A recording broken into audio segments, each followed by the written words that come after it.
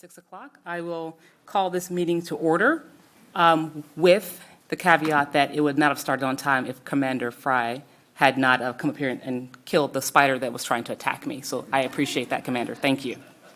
And with that, Vice Mayor Schaefer, will you lead us in the pledge, please? Please join me. I pledge allegiance to the flag of the United States of America and to the republic for which it stands, one nation, under God, indivisible, with liberty and justice for all.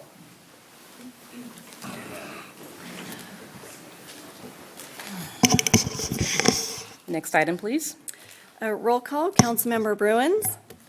Present. Councilmember Daniels. Here. Councilmember Miller. Here. Vice Mayor Schaefer. Here.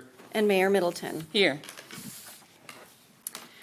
Tonight's meeting of the Citrus Heights City Council is cablecast live on Metro Cable 14, the local government affairs channel on the Comcast Consolidated Communications and AT&T UVerse cable systems. This meeting is closed captioned and live streamed at citrusheights.net. Tonight's meeting replays on Monday, September 26th at 9 a.m. on Channel 14. And this meeting can also be viewed on the city's YouTube channel. Next item, please. Next item is approval of agenda. Move approval. Motion by Daniels, Second. second by Miller. All those in favor? Aye. So moved. Next item, please. Next item is public comment, and members of the public may address the council on any agenda item of interest to the public and within the council's purview, or on any agenda item before or during the council's consideration of the item. Speakers will be limited to 3 minutes each. If you wish to address this council during the meeting, please either complete a speaker identification sheet and give it to myself.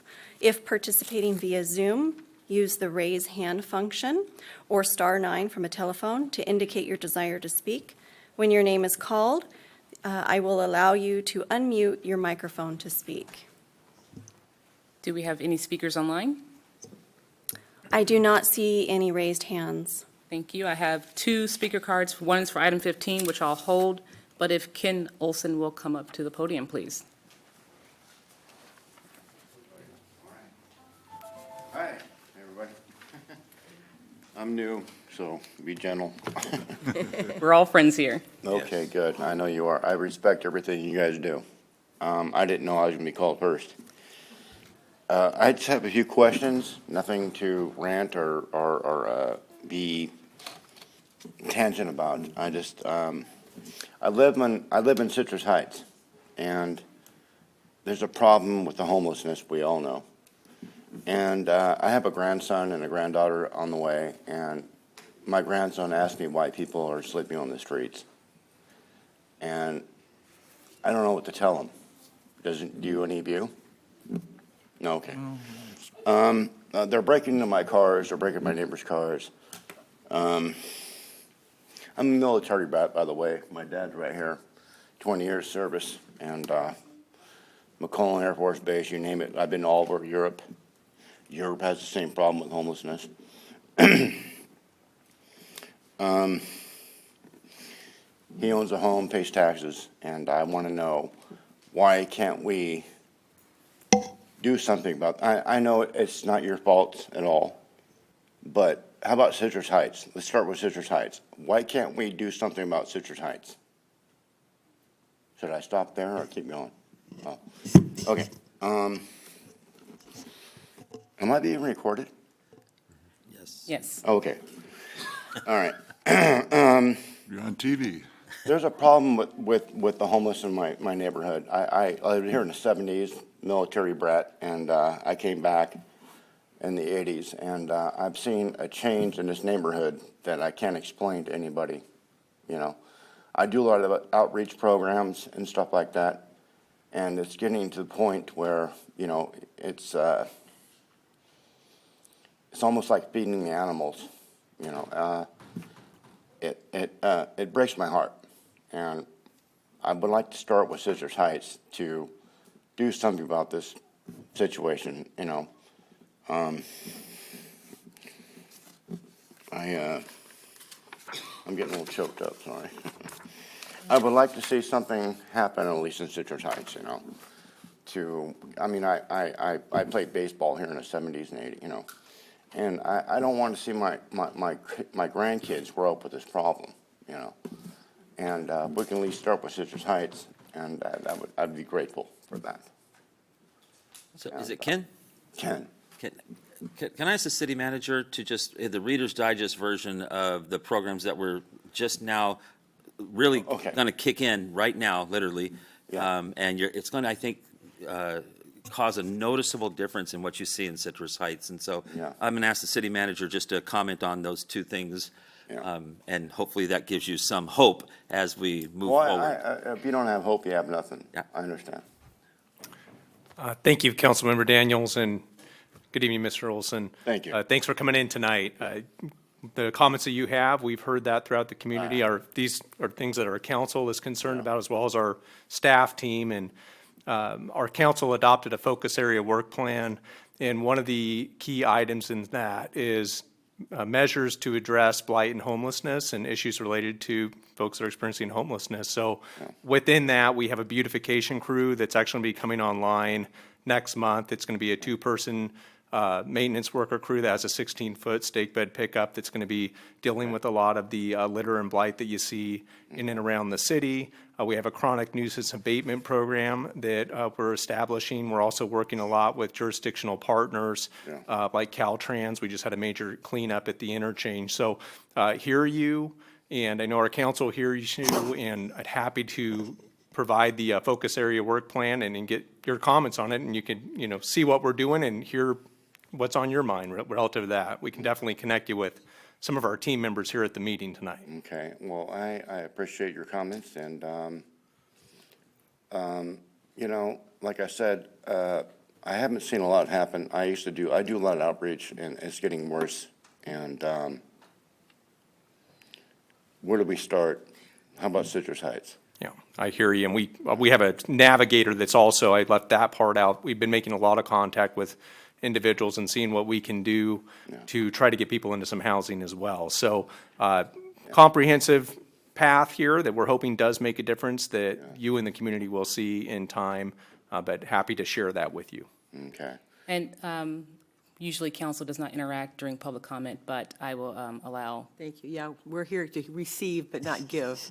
But I just want to, we're here to hear your public comment, but not necessarily are we allowed to respond. Oh, I understand. But I'm going to, with the mayor's permission, just say, if you have a specific problem area. Yes, Antelope and please- 80. And, pardon me?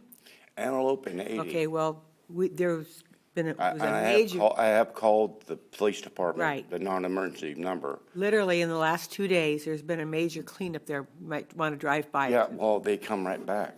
Okay, well, we're Well, see, doing, what I heard is that if they pitch tents, they can kick them out, but if you pitch a tarp, or a tarp, they Okay. can't. that's, I don't know that that's necessarily true. What I was going to say to you, though, if you. Well, I have, Sir, just- my So- cousin works for the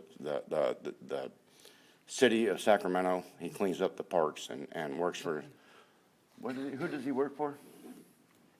Chris? Mr. Olson, I would Well, strongly. thank you very much for your comments. We hear you. Yes, Oh, and I okay. strongly encourage you didn't mean to I interact didn't with mean the to city interrupt. I'm manager. sorry. Okay. No, no worries. Well, okay. Thank you for your time. comments. Thank you so much. Thank you for you. your comments. I'm surprised I was first. And thank you for your service. Seeing no other public comment, next item, please. Next item is presentation number 4, presentation introducing the book Becoming the City of Citrus Heights, The History of a Unique Incorporation.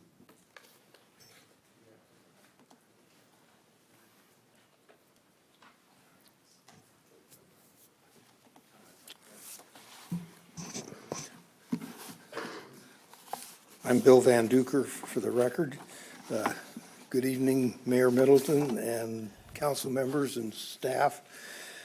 Tonight is the culmination of several years of work, and frankly, I'm delighted that it's behind us. As I have aged, as we all do, I became concerned that the record of our 12-year battle to incorporate the city of Citrus Heights was likely to fade away and become lost.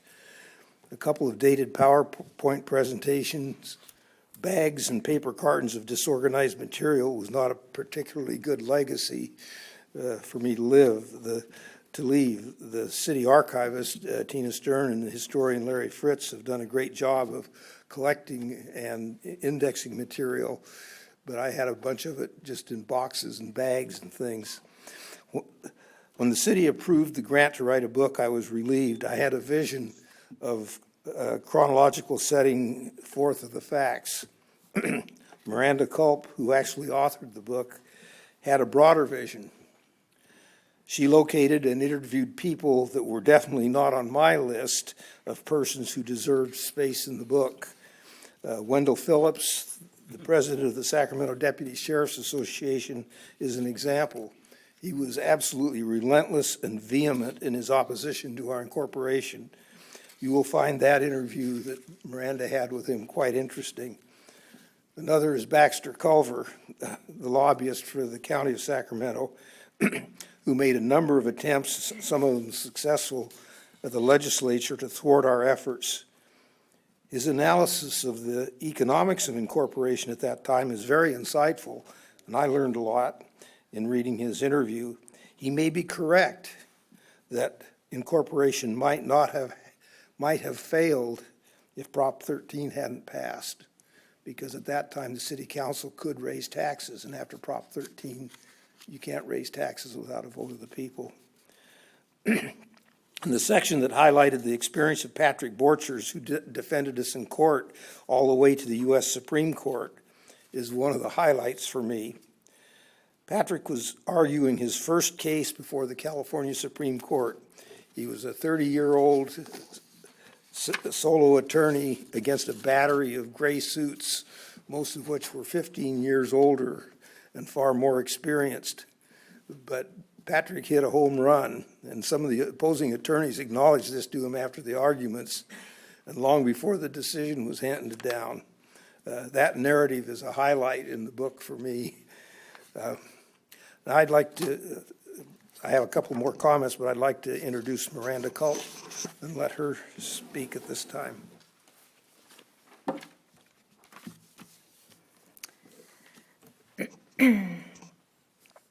Greetings, Mayor Middleton, City Council, and residents of Citrus Heights.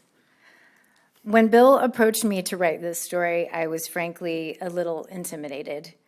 I had no background in city planning, and I assumed it would be a dry research project. But anywhere there are humans, there is drama. I found myself laughing out loud at the shenanigans and deeply moved by the grit that the members of CHIP demonstrated throughout the cityhood battle. In other words, there were a lot of surprises and discoveries. Not only did I educate myself about the way that local government works, but I also had to unpack some of my own assumptions about politics.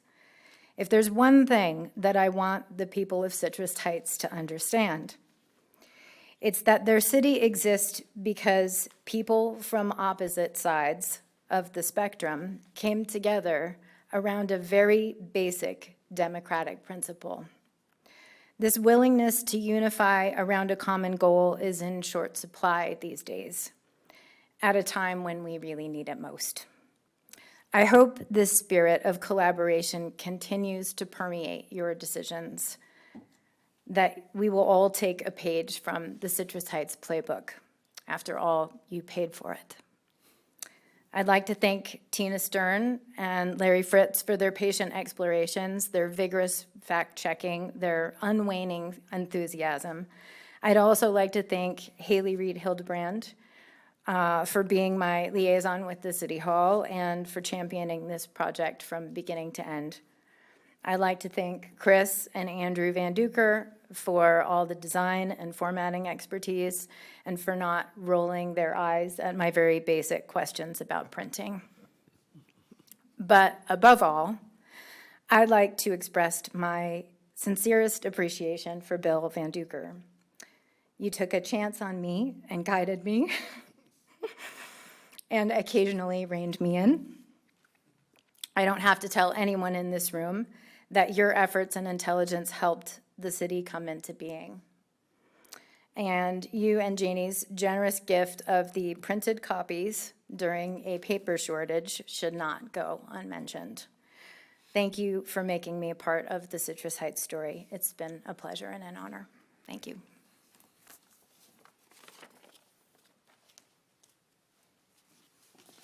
Thank you, Miranda.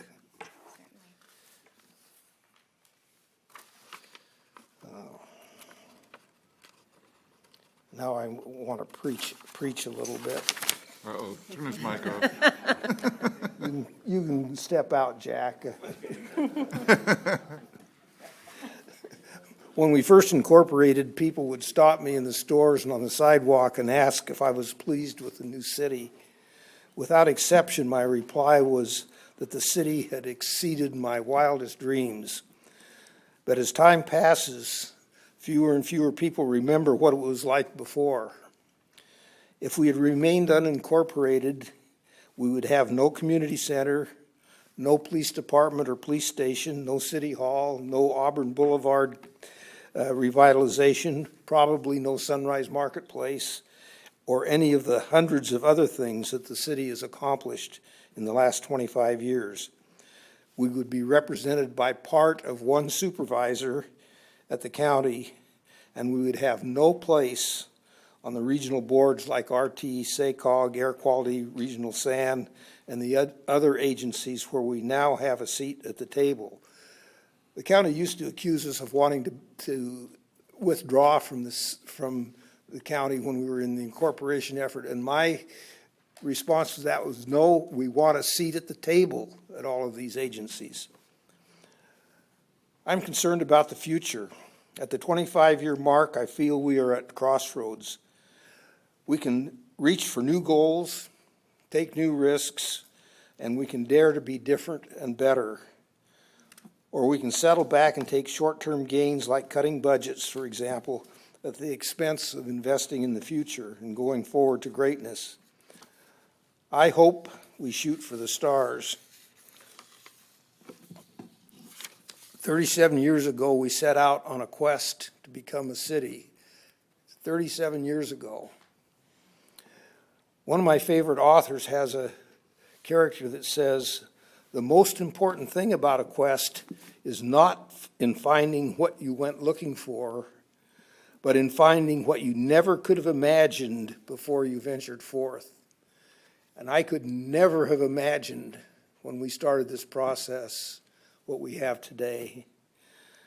My hope for the city going forward is to dream big, act boldly, and make Citrus Heights the shining city on the hill.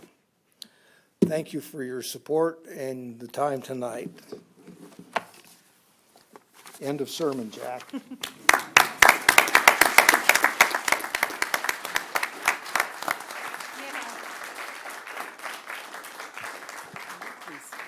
Before you sit down, Yeah. folks.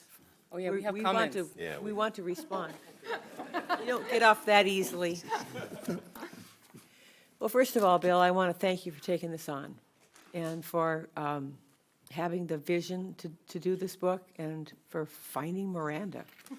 You are now an official part of our community, Miranda, and I want to thank you for your good work. I had the privilege of reading one of the first manuscripts and making some editorial comment and so forth, and I haven't read it since, so I can't wait to read the book, but it is a magnificent project and historical artifact that I think we should have in our schools. I think our kids need to know.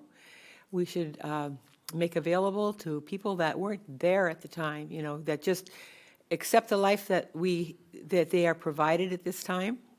I also want to just acknowledge a couple people that are in the audience. One, firstly, is Congressman Doug Ossie, who is very shyly sitting in the back, but he was part of our effort too, and he was president of Citrus Heights Incorporation Project, or CHIP at that time, which relieved former supervisor Roberta McGlashan, who's also shyly sitting in the back seat there, so that she could run and be elected to the very first city council. those two people were very much an integral part of our effort, along with many others that have since, many have passed away, others have passed on, live in other communities. But I think this is the epitome of a grassroots effort where ordinary people came together and to achieve an extraordinary goal. And just want to thank you from the bottom of my heart for allowing me to be part of it and for just taking this on and historically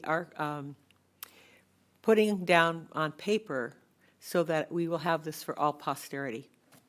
Thank you for giving us your gift of writing, Miranda, and thank you, Bill. Jeannie Bruins and I used to joke that during the heart of the process, when we were battling so much, I spent more time with Jeannie than I did with my wife. And that's probably true, although, yeah. Vice Mayor?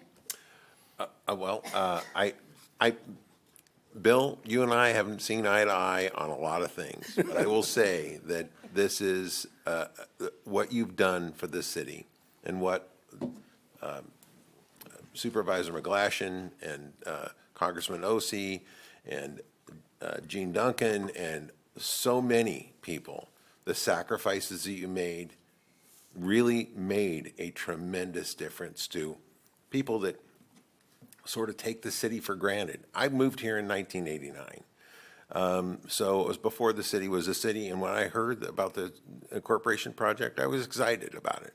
Wasn't terribly involved in the political side of it, but I was excited that, hey, we're going to have our own self-control. And thank you for giving that to us, to all of you. Thank you. Yeah, Miranda and Bill, I'd also like to thank you for this book, Preserving Our Unique Incorporation History. I can't wait to read it. Don't tell me how it ends. Yeah. Please. Mr. Daniels? Yeah, thank you very much. I really appreciated Jeannie's comments especially. I think they're really right on. I want to really thank Miranda for doing this, giving this gift to our city and folks. And I only got to look at it a little bit real quick, but I think there are going to be people picking this book up for years when they start thinking about, do we want to become a city? And what does it take? And, oh, my God, look what these guys went through, and they persevered, and they did it. So I think you put together something really special here, so thank you. I want to thank the Godfather for being here, and I don't know what Councilman Shaver's talking about, because I've always been your favorite council member. So I want to thank you so deeply from the bottom of my heart for what you did, what you've done, and what you continue to do. We're not here but for you. And then I also want to extend that to Jack Duncan, to former Congressman Doug Ossie, to former Supervisor, Mayor, and Councilmember Roberta McGlashan. We should have a housing development that goes up that has these names for streets. And so keep that in mind next time around. But if not for these people, we don't exist today. And Citrus Heights is not a better place. And so just thank you to all of you. And I know there's others too. And so please forgive me for not mentioning other names, because there were other people that were tremendously involved in this too. But, if not for these great people, we would not exist today. We are a success, and we're that not only because we became a city, but because of the people that did that a long time ago and put us on the right path and put us on the right culture of becoming the kind of city we are today. And that's why we still thrive, no matter what. We'll continue to thrive, and thank you from the bottom of my heart. Thank you, Brett. All right, one more. When we came to Citrus Heights, my family and I, the first thing I did was figure out how to get involved. And at your insistence, Bill, I got involved with the Chamber Leadership Program. And that's where I heard the story from Ms. Bruin's own mouth about how we incorporated. And I did a lot of research, and I talked, and I came back to you, and I said, well, how can I become more involved? How can I learn more? And you told me, you gave me a list of people. It's like 25 people. You said, if you really are serious about this, go talk to these folks and understand what our community is about so that you can be able to participate. And I did that, and I learned a lot. And that was because of you and the efforts of all of the folks here that did this incorporation efforts. 37 years ago, you said, I'm 38. So when you said that, I was kind of like, oh, God, I'm a baby. But I deeply appreciate what you all have built for me and my family, and I hope that we are all going to remain good stewards of that dream and vision. Thank you again. Thank you. Thank you. By the way, there's extra covers. People keep asking me for the book. Well, the book is in the city's hands, not mine, but there are extra covers like this out on the table. If you don't get a book, at least you can get the cover. Thank you. Thank you. Thank you. You.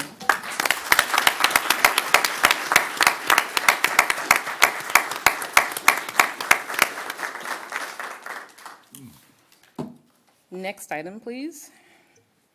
Next item is presentation number 5, presentation of proclamation honoring the Kiwanis Club's 50th anniversary. So I'm going to read the whereases here, and I would like for my colleagues to join me down at the podium. But if I could have the members from Kiwanis come up.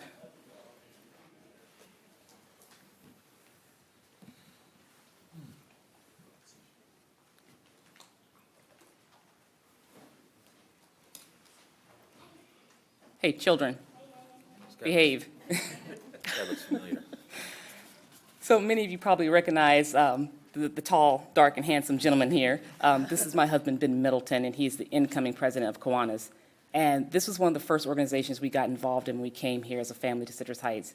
I believe that, I'm pretty sure it was Veronica who hooked my husband into becoming the Easter Bunny the first year we participated. I will never forget that costume. We still have the pictures hanging on our wall. But you guys have been doing work in this community for 50 years, and we would like to acknowledge that. So starting with the first whereas the Kiwanis Club of Citrus Heights was chartered in 1972, and the members of the Kiwanis Club of Citrus Heights are devoted to improving the world one child and one community at a time.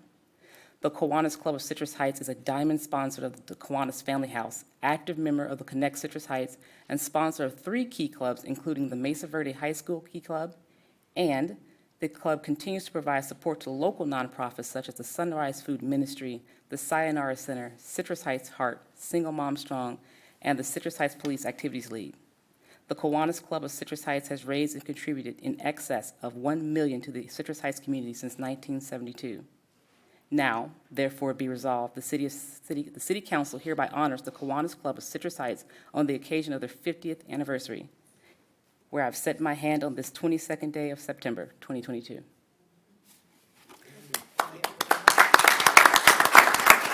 Oh, no, don't go anywhere. Now, this is the part where you guys say words. Hi, my name's Bill Hooper. I guess I'm up here because I've been in that club for 44 of those years. So, and I'm a retired high school principal, Cass Robley High School.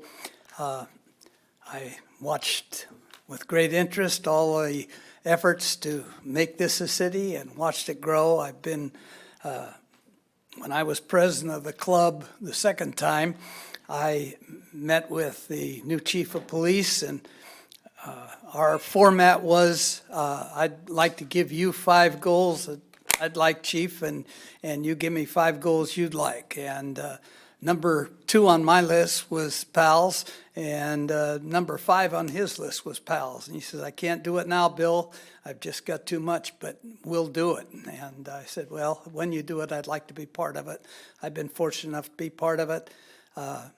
I'm now fortunate enough to see a younger group coming in so that hopefully we won't die, that we'll keep going just like the city of Citrus Heights. We're so happy to have Ben on board as a leader, Veronica right behind him as the vice president, and my wife even stepped in as secretary. So I think we got a great group. We're here to support you in any way we can, and thank you for all you're doing. Thank you for recognizing us. Thank you. No. Still, we're still not done. Now for the hard part is getting together for the photo. So stay right there. Are we going down? All of us, yes, please. All right. Oh, my.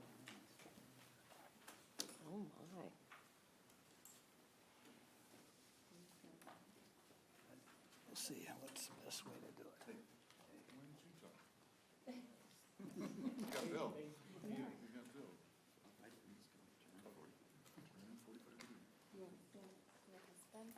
Put you guys in the front, us in the back. There we go. This is the way.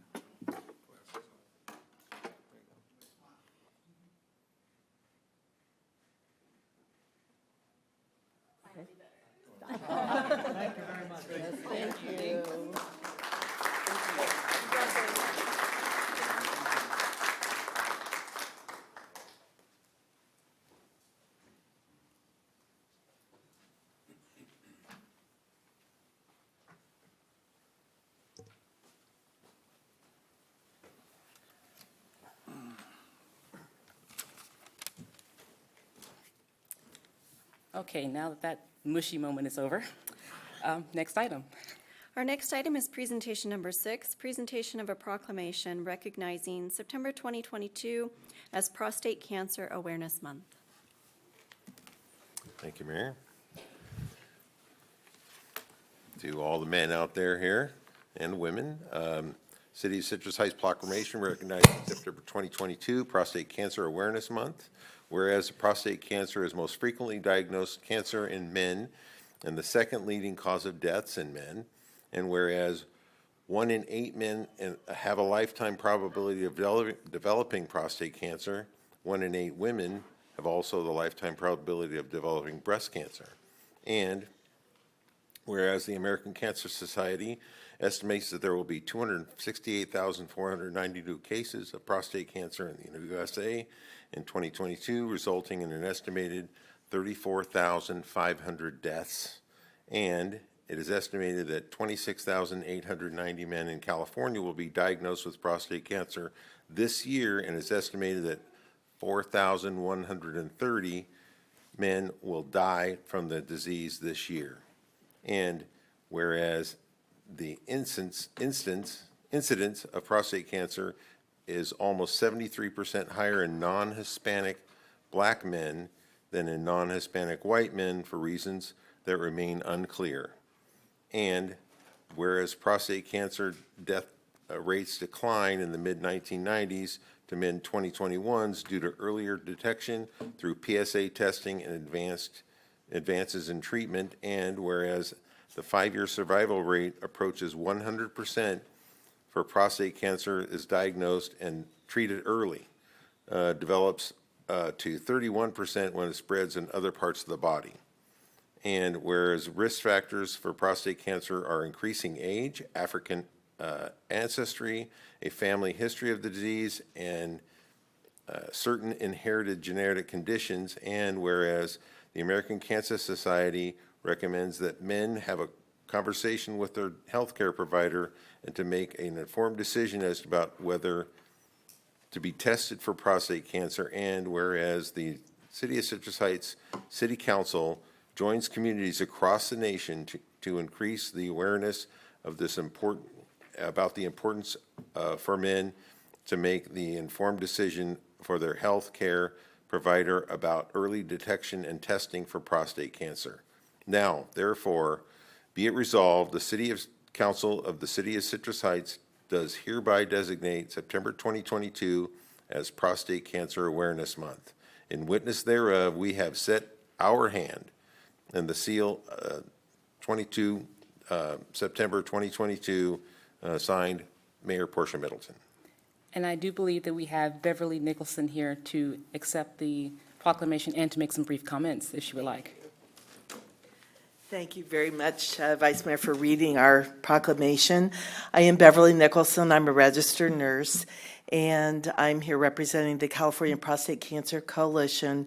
And I have to say the Greater Sacramento Prostate Cancer Support Group, which I facilitate, and we're celebrating 30 years of existence helping men in our community. It is sponsored by Dignity Health, UC Davis Cancer Center, and Sutter Cancer Center. So it is such an important healthcare issue for men, and I'm so thankful that you were able to make these important statistics,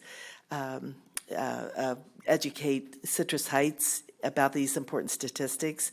I appreciate that. I would urge men to talk to their physicians about their risk factors and what would be appropriate healthcare screening for them, and then the partners of these men, the men in your life who you love, please urge them to have these conversations.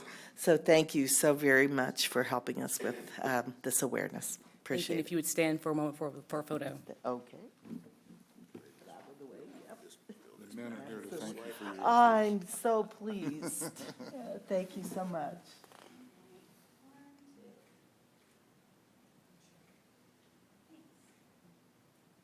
Okay, all set?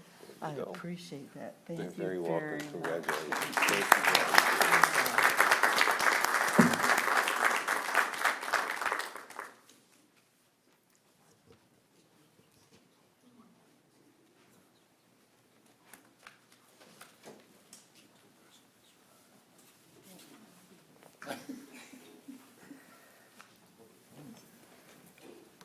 Okay, next item, please. Our next item is comments by council members and regional board updates. Mr. Miller, let's start with you. Thanks. I knew you'd call on me if I took a bite of cookie.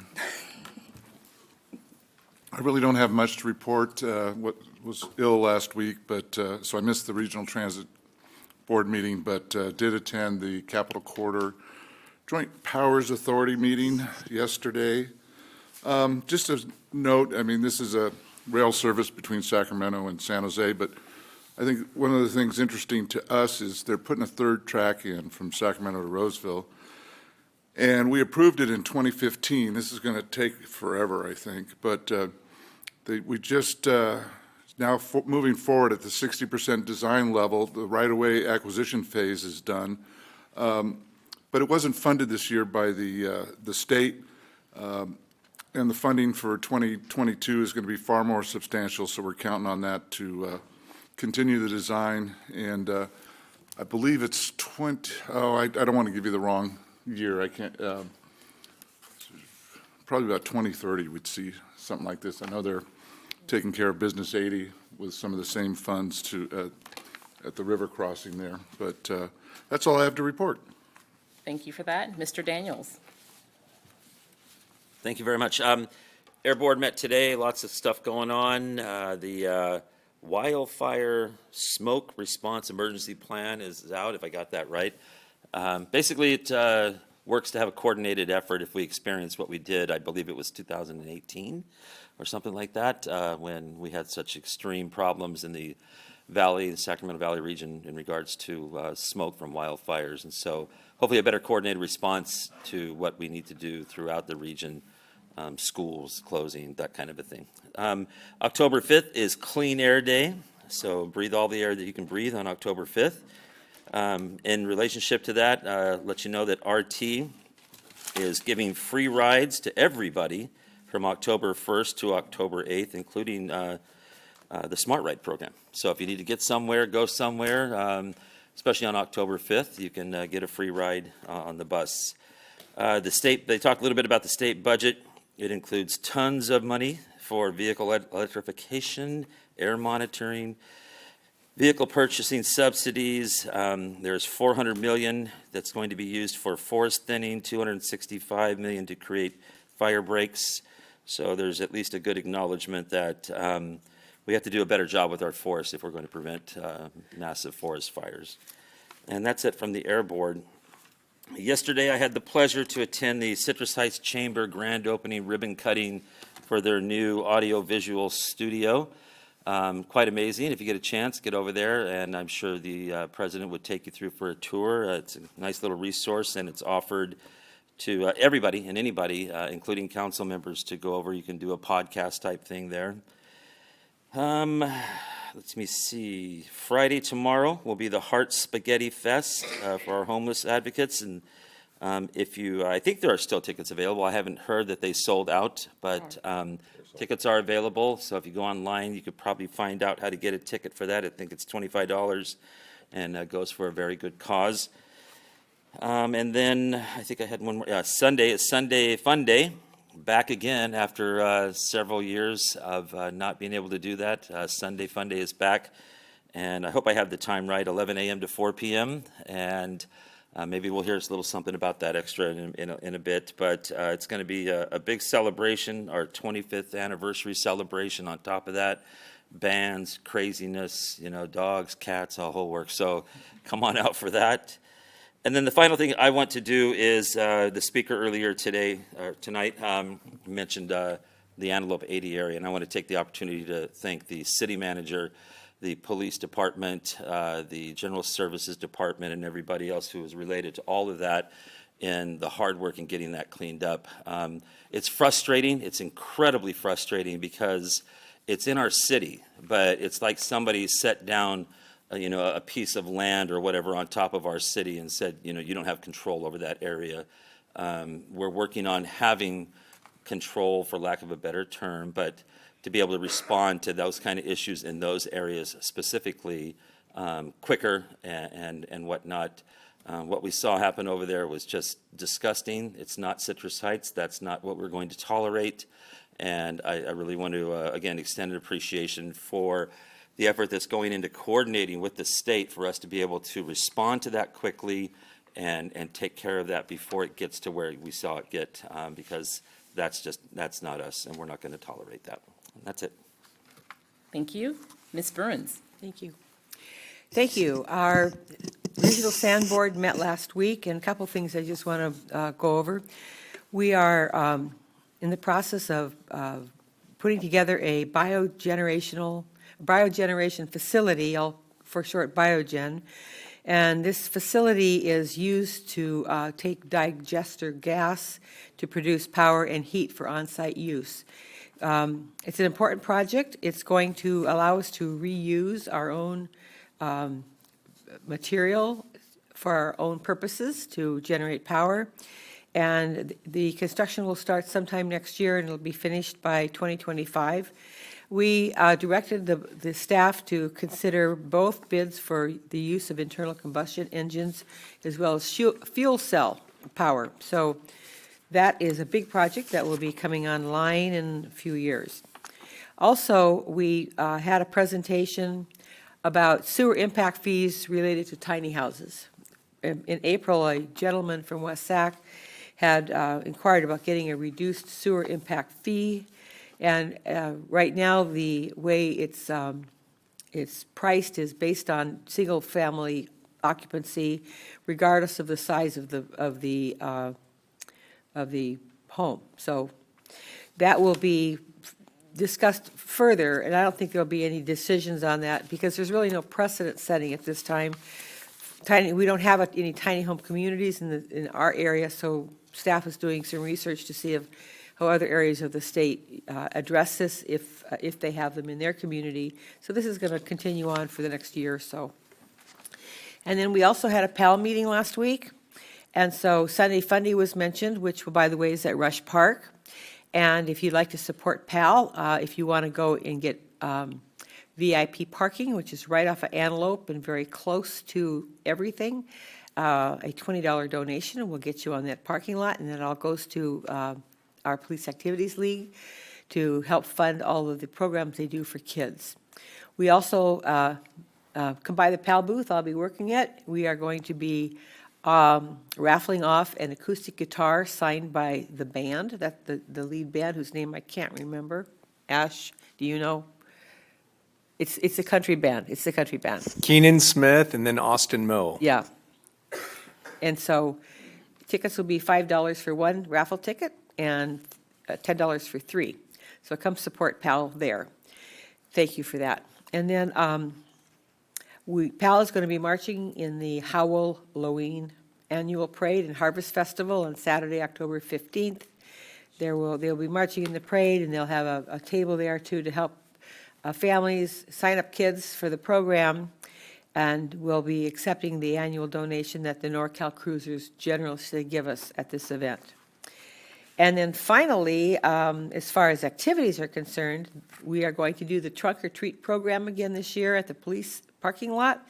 But this year will be different because we are out of the COVID prohibitions. This year, people will be able to walk through it instead of having to drive through it.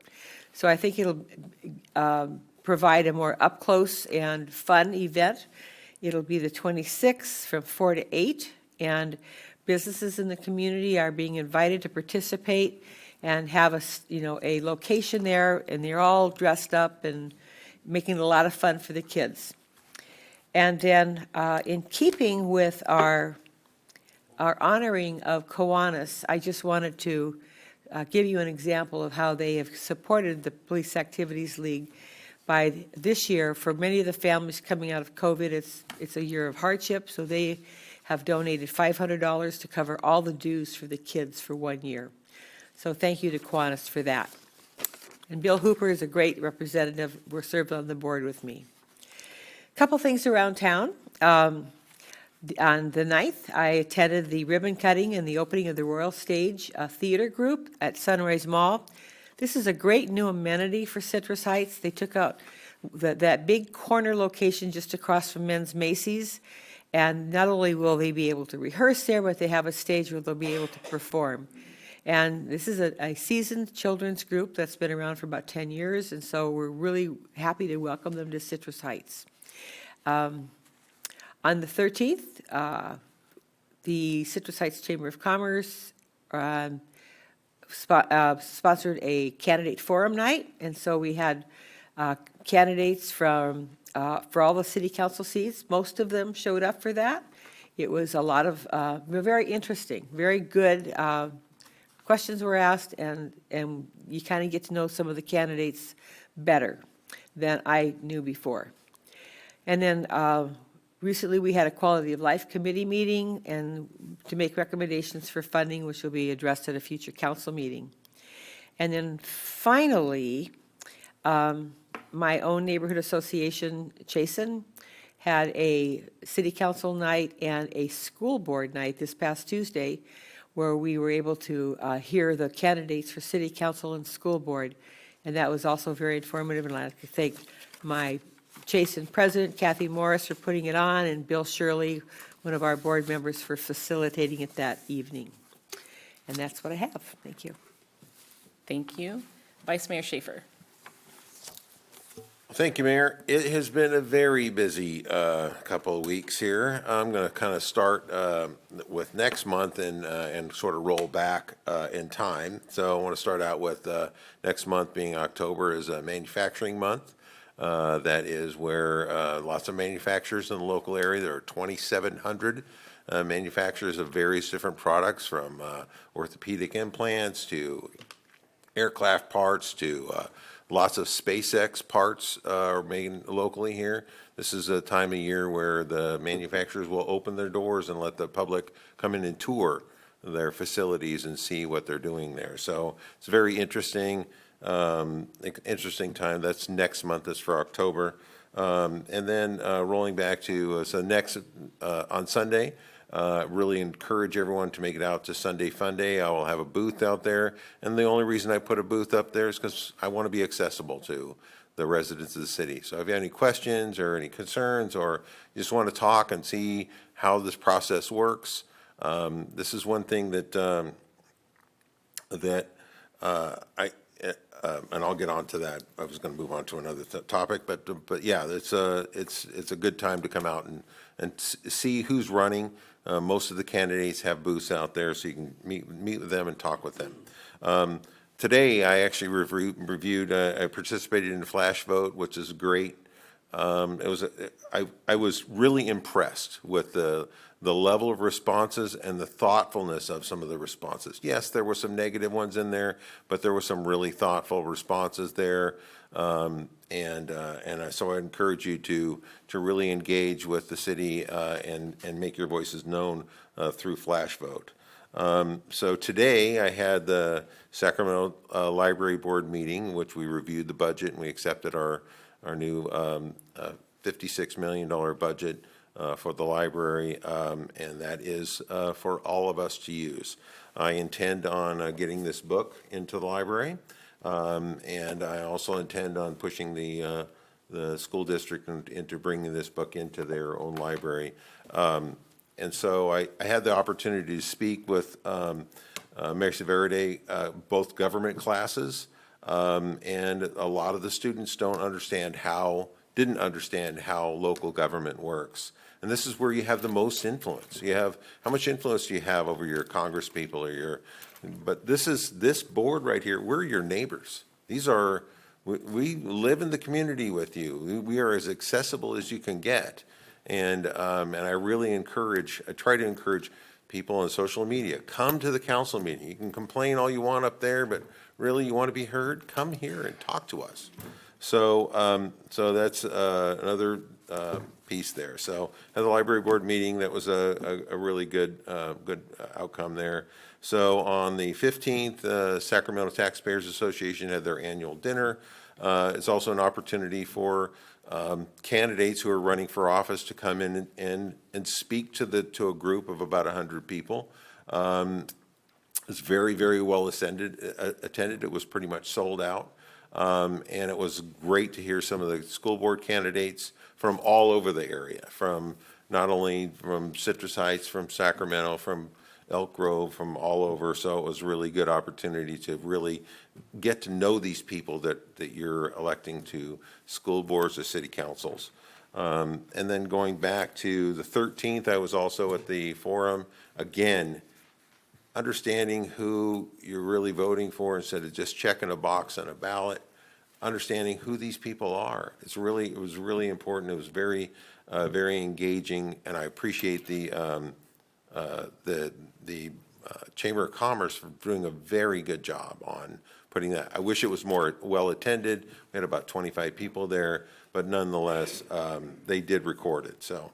And then finally, I attended the 9/11 forum, the 9/11 commemoration at Sylvan Cemetery. It was very moving. When 9/11 happened that Tuesday morning, I was in line at a Southwest flight, ready to fly off to Salt Lake City. And when we heard the news about the airplane flying into one of the towers, initially everybody thought, well, this is an air traffic control problem. This is nobody dreamed that it would be it was a terrorist attack. Then when I got on the airplane, then sort of the rumor flowed through the airplane that yes, it was a terrorist attack. I remember thinking the same thing I felt in 1983 when the Marine barracks got bombed. I was in the military. I was in a military police. My job was security. How in the world did we let this happen? How could this possibly have happened? And it's because we relaxed our guard just for that moment. And unfortunately, I feel that we've done that again. We're now much more complacent about, and I'm just very concerned that we're not vigilant enough to really prevent this sort of thing from happening again. So the 29, almost 3,000 people that died in 9/11, it's just, we have to keep their memory alive. We have to remember how devastated we were to be vigilant and not have this happen again. With that, Mayor, I'm done. Thank you. I will be brief because most of the things that my colleagues have covered, I was there, we did the things together. But the most important thing that happened was at the beginning of the month, League of Cities Annual Conference, where I serve as your statewide director. And the city manager and I were there. We attended a lot of different study sessions. We learned a lot and came back with a lot of great ideas that we're going to try and see if we can bring up during our strategic planning session coming up in October. I would encourage folks that for that strategic planning session to come up, make public comment, get involved, and let us hear what you're thinking about what's going on in our city and how we can improve. Our council has great ideas, but we want to hear the ideas from the community also. So I encourage you to come out to that strategic planning session, and that'll be announced shortly. And with that, next item. The next item is consent calendar items 7, 8, 9, 10, 11, and 12. Do Second. approve, second? Motion by Okay, go ahead. Motion by Daniels, second by Bruins. I'd like to pull item 10, please. With the exception of item 10, all those in favor?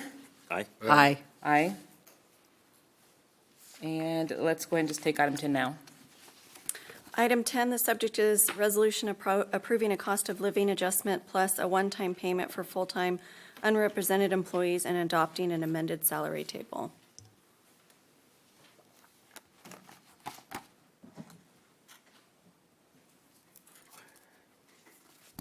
What does he want? Yeah, I was waiting. Oh, okay. Yeah. So my concern is, so I've had a couple of people reach out to me and feel like, hey, wait a second, what's the justification for this? I just wanted to have a discussion about this, and just make it clear to the public that this is a group of folks that haven't had a raise in a couple of years. This isn't something, but I'd like Susan to cover that piece of it if we could. Just a brief overview. Sure.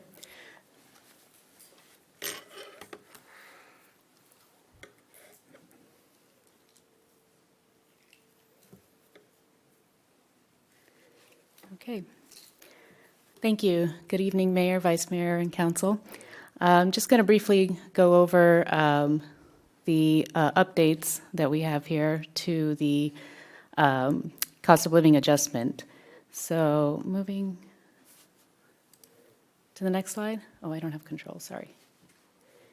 Okay, really, it's to cover, as you know, the inflationary pressures that we have seen across the board, across the country. And just looking at this item right here, you can see it's ticked over 8%, and I know that's also been in the news and also been reviewed.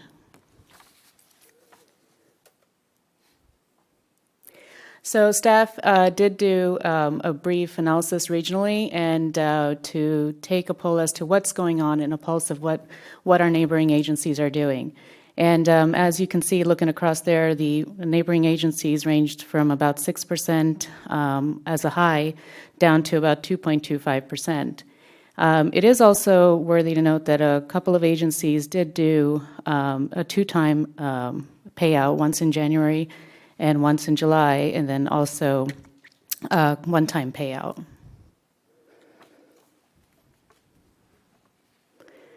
So the other point was that here in the unrepresented group, we did have a 5% in 2021 and a 2% in 2022 for the, POA and PEA. However, the unrepresented group did not receive anything. And because of the inflationary pressures, we just wanted to be able to help and assist with that. And again, this is the average. So the low adjustments was 2.25, the high was 6.0, with an average of 3.46%, not including the one-time payments, whereas the unrepresented group for the City of Citrus Heights received nothing. Next slide, please. And just a quick budget impact. The impact was about $290,000, but there is no budget adjustment required because of the savings, and also because of the fact that we are projecting to come in close to about $2 million for the year end of fiscal 21 to 22.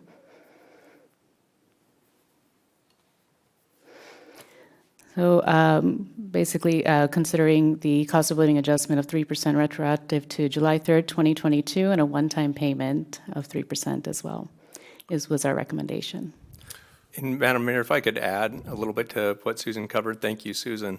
The other thing that should be noted here is this is for our unrepresented employees is the topic, but none of the executive management is included as part of this group. So your city manager, your directors, any of your executive management team are not part of this action. So it's truly our unrepresented staff here at City Hall that definitely produce a lot of work. And so wanted to make sure that we're acknowledging that.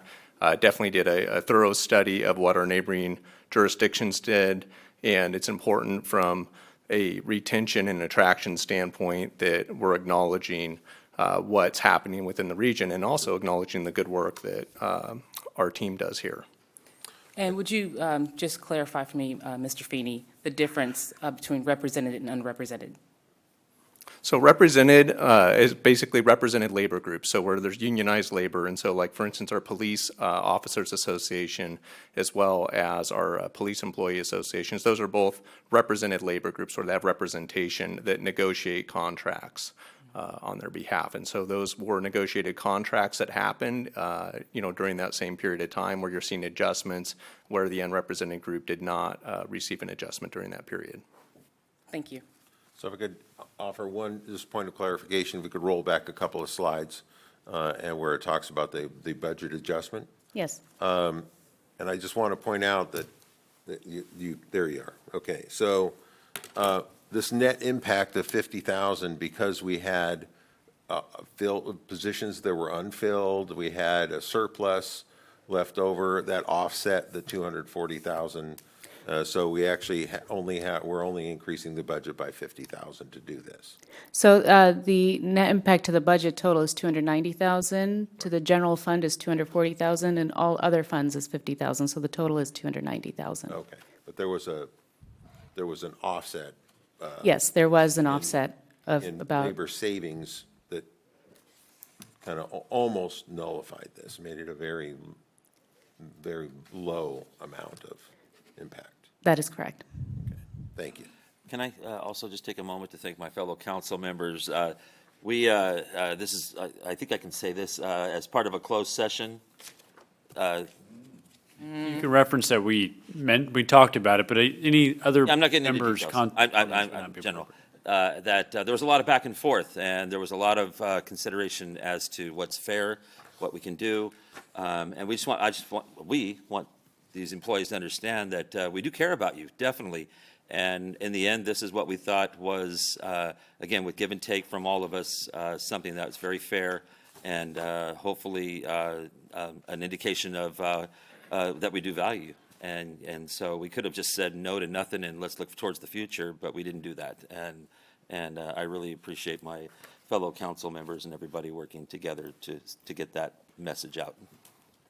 If there's no further comment, I can entertain a motion. I move approval. Second. Oh, should beat me to it. Motion by Vice Mayor Schaefer, second by Ms. Bruins. All those in favor? Aye. Aye. So moved. Next item, please. Next item is regular calendar, item number 13. The subject is potential annexation work plan. The recommendation is that council review the staff presentation and provide direction to staff if future action is desired.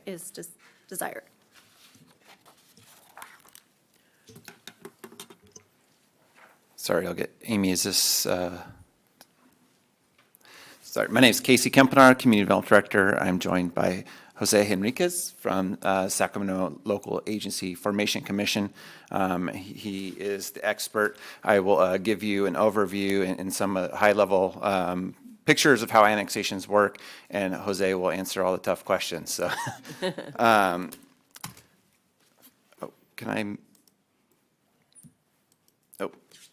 So just some background on this topic. Back in May at the Council Strategic Planning Retreat, Council talked about annexations and directed us to come back with a plan for consideration. So that's why we're here tonight.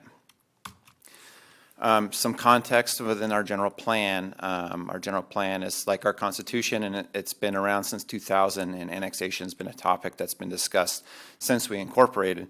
And that first general plan really memorialized that, and this goal talks about using land available for economic development, but also talks about kind of the steps of going through LAFCO, pursuing key areas, and then last but not least, making sure it's fiscally sound for the community.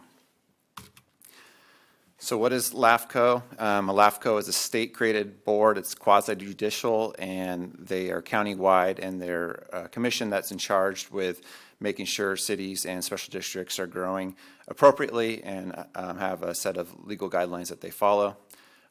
They also create municipal service reviews, which looks at city operations when it comes to annexation or incorporation. And they also help control the spheres of influence for cities that are in Sacramento County. So as I mentioned, Jose Henriquez is our executive director, and the appointed members are listed here below from all over the county. So briefly, this is a very high level of how the annexation process works. Either the council or residents can initiate that process, the council through a resolution or residents through a petition. So then there's kind of three major steps that I won't go into too deeply here, but the LAFCO would hold a sphere of influence amendment hearing. They would consider an approval hearing, and then there's an opportunity for conducting authority or a protest hearing. There's several contributing factors that go into all those steps. Number one is CEQA. We still have to perform CEQA on any annexation to make sure there's no environmental impact. Municipal service review takes a look at who's providing what services and how that will change under a potential annexation. There's costs involved with going through the process for LAFCO staff, for doing fiscal impact analysis and so forth. And then fiscal impact analysis itself, there are certain standards that have to be met as you consider annexation on the impact to the city budget and impact to the annexed area. So this has been discussed before. In 2006, the city did an evaluation, some discussions with the county about two potential annexations. the Roseville Point, or sometimes referred to Northwest Reserve annexation on the north side of the city off of Roseville Road, and then Greenback Gateway. So as you can see on this map, this is the general plan map. The area highlighted in red here is the area where the general plan said we might want to consider annexing in, and Roseville Point is a subset here of this larger area. And then Greenback Gateway is essentially everything west of the city limits on Greenback Lane to I-80. So the Roseville Point was what the city looked at in 2006, 2007. This shows a map. It's mostly single-family homes with a park and a water tank, as well as a vacant commercial piece of land at Antelope and Roseville Road. And then Greenback Gateway, as I mentioned, was pretty much everything west of the city limits to the I-80. So there was some analysis done, and there was a lot of conversations between the city and the county to get to that point. And so there was a couple iterations that were included in your packet. But the bottom line was, at that time, the projection showed a deficit if we served, or if we annexed only the residential portion of Roseville Point, not the commercial land. At that point, if we did include those smaller commercial properties near the corner, if it was assumed that it would be developed as a neighborhood commercial with something like a grocery store, it would result in about a $40,000 surplus for the community if that were to move forward. The Greenback Gateway, on the other hand, did have a pretty high deficit, ranging between $45,000 and $134,000 per year. Obviously, a lot's changed since 2006, 2007, property values, state law. There's been a number of changes that will affect the outcomes of this. So these are just kind of a baseline for your consideration. We would have to update these if the council were to proceed with one of these locations. So some of the key things that LAFCO looks at is revenue related. The annexation you have to demonstrate that there's sufficient revenue to serve those annexed lands. And that can be done through extending existing charges like sales tax, utilities or tax. And then a key component is the negotiations with the county and talking about the property tax and how that deal is made. And then if there ends up being a revenue shortfall, that could be made up by a vote of the impacted or annexed properties, essentially to tax themselves. So until you get into the number crunching for the fiscal impact analysis, it's difficult to say how. Go ahead. By voting, would that be the property owners? In other words, they don't necessarily have to live in Citrus Heights? Do you want to explain that? Good evening, Madam Mayor, Vice Mayor, Mr. Vice Mayor, staff, and members of the audience. I am Jose Enriquez. I am the Executive Officer for Sacramento LAFCO. So to your question, you're asking on the voting aspect, those would be the people who have the ability to vote, are those in the impacted area or the subject territory that you're looking to annex. So the residents, not the owners? Let's say it's a rental and they live in San Jose. Does the owner get to vote on this, or is it the resident? Yeah, this is the tough question that Mr. Campinar was talking about. So there is the protest hearing, the conducting authority hearing, that allows the landowners and registered voters to voice to LAFCO whether they agree or disagree with their decision to approve the annexation. So they do actually have a voice through a two-tiered process. Either one can trigger an election. So if they could actually overturn it if there's sufficient protests.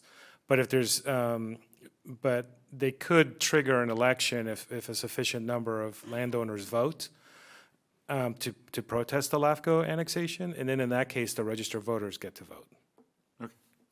Okay, Mr. Enriquez, just for clarification then, initially it would be the property owners, but ultimately it could be the tenants, whether they're commercial or residents, so they could each would have an opportunity if it went that far.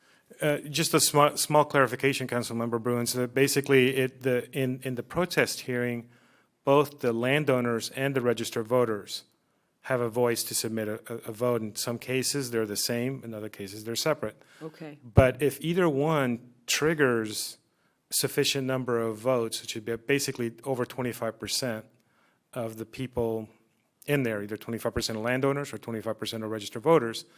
If they trigger an election, then only the registered voters get to vote. Okay. Interesting. So then if you are the registered voter and the property owner, you get one vote or two?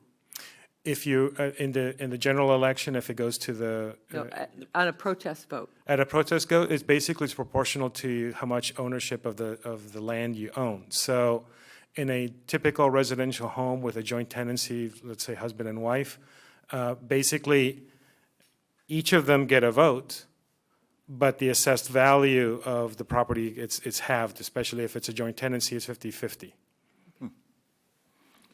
Sounds utterly complicated. So just a reminder, the council's direction in May was to take a look at annexation. The three listed here were ones that were specifically mentioned during that: Roosevelt Point, Dewey Drive, or Celtic Cross, and the northwest corner of Fair Oaks Boulevard and Madison Avenue. Can I ask a question on that? Yes, ma'am. Before we move on, if you'd go back to that slide, please.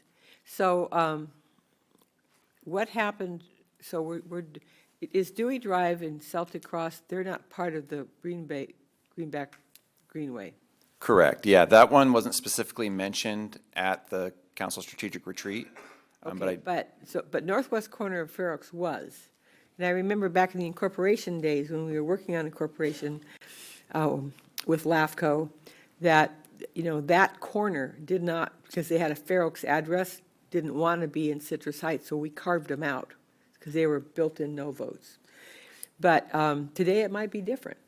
So I'm wondering why, because we've, 25 years of proving the fact that we provide good services, we have good police, and that's mostly commercial, or all commercial, I would think that that would potentially be a benefit to them. So is there any reason why you did not include that in the analysis? That was just, the analysis that were provided were the ones we had done previously. We wanted to make sure we had direction before we spent any funds. Okay, looking got at- it. So we're just doing historical now. We haven't looked forward yet. Got it. Thank you. Yeah, so we'll get some direction tonight, and then depending on what the council's direction is, I have a slide up here that talks about our proposed next steps. Thank you. So again, the Roosevelt Point is all the composer streets that you're familiar with adjacent to Roosevelt Rail Yards, shown here, just to the northwest of the city limits. Fair Oaks and Madison here, Councilmember Bruins is the area you were referencing. It's known for the Ferrari building and a couple other commercial establishments there. Slow down. Sorry. Okay, thank you. Dewey Drive, I believe what was referred to during the council retreat was Celtic Cross, which is the church that's in the city, but there's this odd parcel that is out of the city that's now a senior facility. So I think that this general area was what was discussed at that meeting. And then also I threw in the Greenback Gateway. That wasn't specifically mentioned at the meeting, but obviously has been a point of conversation in the past. So tonight, we're asking the council to give us some direction if they would like us to take the next steps on any or all these or none of them. And so once we have those specific geographies identified, this is kind of the proposed work plan. It's really important for us to have that dialogue with Sacramento County because we need to have the numbers which come from that to help us do the financial analysis. So we have to start those conversations. Once kind of all these would kind of happen in tandem, we'd also do some targeted outreach to those impacted geographies to hear from those residents and make sure that that's a feasible option, that they're wanting to proceed with this because, as Jose described, 25% could go to a vote and it could be a no. So we want to make sure we're using our resources effectively. So mailers, social media, and then we envision some sort of open house where we can answer questions and have experts there to answer questions and concerns that folks may have. At the same time, we'd kind of crunch the numbers with the preliminary fiscal impact analysis, and that price range can vary depending on how many we choose and how big they are, but kind of a ballpark is somewhere between $10,000 and $25,000 per geography. There might be some cost savings if we kind of lump them together. or some of the smaller ones might have a little bit different, but that's just to give you a range. So then we would present all this to the council, the findings of what the county has told us, what we're hearing from the community, and then what the impact analysis shows before we take our next steps. So that's it in a nutshell. Happy to answer any questions, and then look forward to your direction. Okay, before I take questions from my colleagues, are there any questions from the audience here? Seeing none, Mr. Daniels? Oh, thank you very much. So I just find it really ironic that we had this thing about the incorporation effort tonight on the very night, 25 years after we become a city, that we finally get to what I call the cleanup. It's just a cleanup. And I hope we look at all of them. I think they all deserve to be looked at. I'm concerned about setting up for failure in the sense of when I went through the report, the staff report and all that, and I looked at things like assumptions and stuff, it really looked like, I'm trying to understand when you say that it creates deficits, how it can create a deficit, by bringing, let's say, Roseville Point into the city, somehow automatically that creates a deficit. And so can you just explain a little bit of that on that, how that happens, and how these assumptions are factored in, if they're solid, or can they be, disregarded if we wanted to? Well, I think these assumptions are old too, right? They're 15-plus years old. So part of our analysis would be to update those based on things that have occurred. But the deficit would occur if it costs more to serve the properties than it generates in tax revenue to pay for those services. And would that include police services, roads, all that kind of stuff? Correct, yeah. So And then what I thought I saw was, and again, I was looking through it very quickly, was that, say, police services, is it that you just make an assumption that 289 homes are going to produce, 240 calls per service every 6 months and blah, blah, blah, and yada, yada?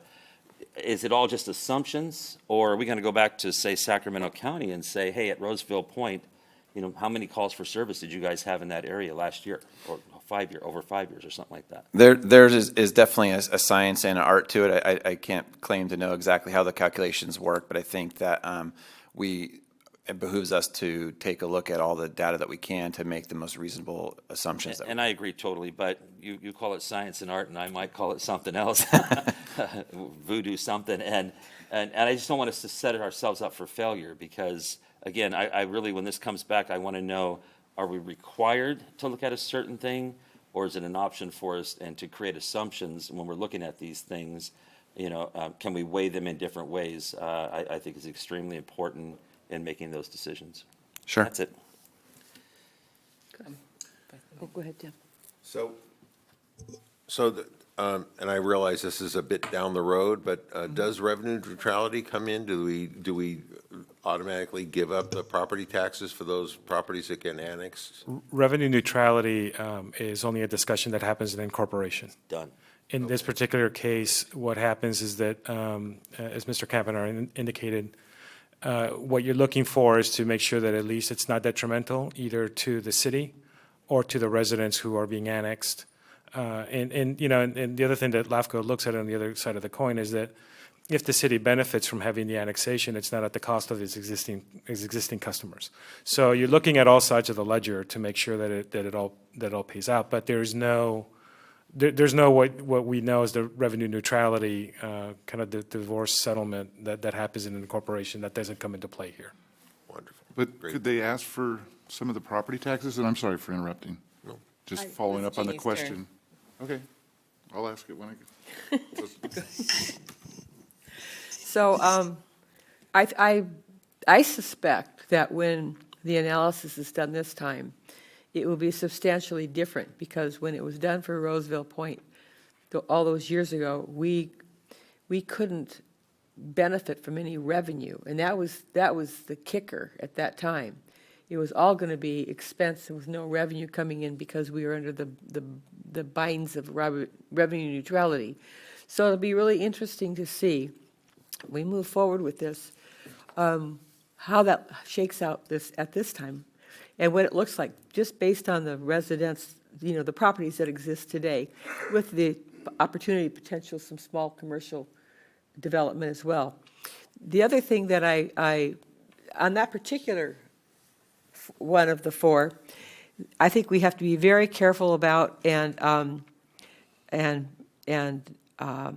considered about where our boundary line is, because on the other side of, if Roseville Road is part of this, in the entire side of Roseville, both sides of Roseville Road is part of this, that could paint a different picture than, because of the issues, the ongoing issues on the other side, which, just butts right up to Southern Pacific Railroad property. May have an easement in there, may not, we don't know yet. But, so that particular property, I think we have to be very conscientious about that because of the property on the other side of the street and the condition of that road. So that would have to be, I'm sure, part of the negotiations with the county. So on the Almond Orchard, which is all commercial, basically, there are no residents. It's all property owners. So that would be, my understanding would be if they don't protest, then it goes forward, if they don't reach the level of protest. So will we, when you bring this back to us at a future date, would we be able to consider each of the 4 areas individually as an annexation project, or do we have to look at it as a whole? I think the way we have it envisioned is that we would bring back some of the data before we officially submit to LAFCO to start that process, so we have some opportunity to make a decision at that point when we have some better data to share. Okay. Oh, okay. And then that decision could be made at that time. Correct. Thank you. That's all? Steve? Okay, back to revenue neutrality. What is the difference between revenue neutrality and potential property tax exchange with the county? That is a very good question. Revenue neutrality has to do with the fact that the county continues to provide services even to a city. So like, for example, like judicial, the courts, jail, all those costs are still being incurred. And so the property taxes is, and commercial taxes and sales taxes being generated in an area, if they went 100% to the city, it becomes a deficit to the county because they're still extending services, but they're not getting revenue to offset it. So the whole discussion regarding revenue neutrality had to do with, well, what's the price of divorce here? And try to have a soft landing so that it's equitable for both the city to have sufficient funds to do what it needs to do, but also for the county has a transition period in which they can offset the losses of what's generated in Citrus Heights by doing something else in other parts of the county. The property tax exchange, and I'm sorry I'm going to have to get a little wonkish here, and if I put some members of the audience to sleep, you'll have to forgive me. Basically, it's relation to what happened with Proposition 13. As you know, prior to Prop 13, local jurisdictions could raise property taxes at will. Prop 13 caps it at 1%. With a 2% annual growth. And because it is capped, there are different agencies, Citrus Heights being one of them, that have property taxes part of their mix of revenue sources in order to extend services. But Prop 13 caps how much you can raise. And so the property tax dollar then becomes the question of how do you allocate it? So a portion of each property tax dollar that gets generated has to be allocated in a certain formula. Sure. And what happens with an annexation is that you have a new jurisdiction coming in and saying, we want a portion of that property tax dollar. It's a zero-sum game. So it becomes a negotiation of like, well, how much do you take? How much are we going to give you? And so it becomes a negotiation between the two entities. Under Revenue Tax 99, the city and the county are equal partners. So they do have to sit down at a table and kind of hammer out. So, you are, by annexing an area, you are relieving the county of providing certain services such as road maintenance, traffic control, law enforcement, et cetera. And so that's a relief on the county side.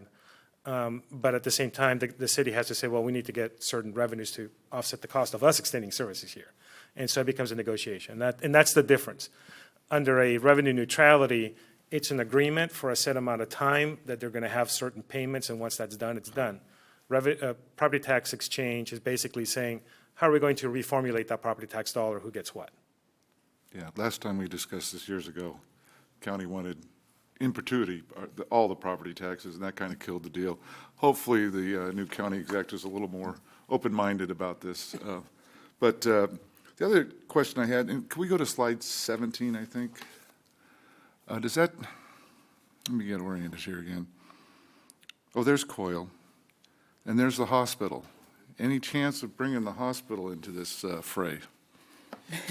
I think, we're looking for you for direction. Some things to consider as we look at different land use is Mercy San Juan is a nonprofit hospital. They don't pay property tax. Ew. So, That would be a big deficit out of this. It'd be great to have those jobs here in the city, right? But if there's not a reasonable allocation to help cover the services, that maybe it doesn't make sense. Okay, good answer. And if I may, one of the challenges that your board is going to have to, or your council is going to have to decide on is basically where do you draw the line? Like, so for example, the northwest of Madison and Fair Oaks, there's a clear demarcation. You've got two streets, you can say there's your boundary. In this specific case, there's no natural boundary, and it is one of the factors that LAFCO has to look at, is where does it make sense? So on the northwest point, Roseville, you got the railroad tracks, that's a natural boundary. A river, that's a natural boundary. The county line, that's a natural boundary. In this particular case, it's a little bit amorphous, and so your council is going to have to decide where exactly is the line going to be at. Are we going to make it straight across? Are we going to go down the Coyle? So all sorts of questions that you'll be grappling with. And you touched on it, and as part of the analysis, I'm sure we'll do this, but that really is a key in negotiating with the county, is knowing where they're at, what their revenues are and what they may lose, but also the savings for, like you said, storm drain, roads, police services, garbage, anything they have up there like ADA compliance that hasn't been done, those kind of things. Really drill down to see what their savings are, so we're in a good negotiating position. Yeah, and like you said, some of the assumptions have really changed. When we did this before, we were just getting a police department, so those numbers are going to be way different. On the Roseville Point properties, the vacant properties, like I said, it was assumed that those were going to be a grocery store, neighborhood center, which is pretty lucrative from a sales tax perspective. The current owners of that property, half of it's owned by a gas station developer, and the other half's owned by a mini storage. Gas station does pretty okay for cities, mini storage not so much. So those are the types of considerations we need to be aware of as we're considering this.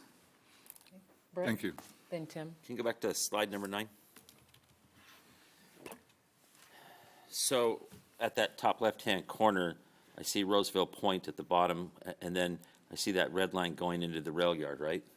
Correct. Is that any kind of indication that we would even consider annexing the railroad yard into our city? That's what the general plan says. There's the policy that talks about looking at industrial opportunities that was been considered in the past.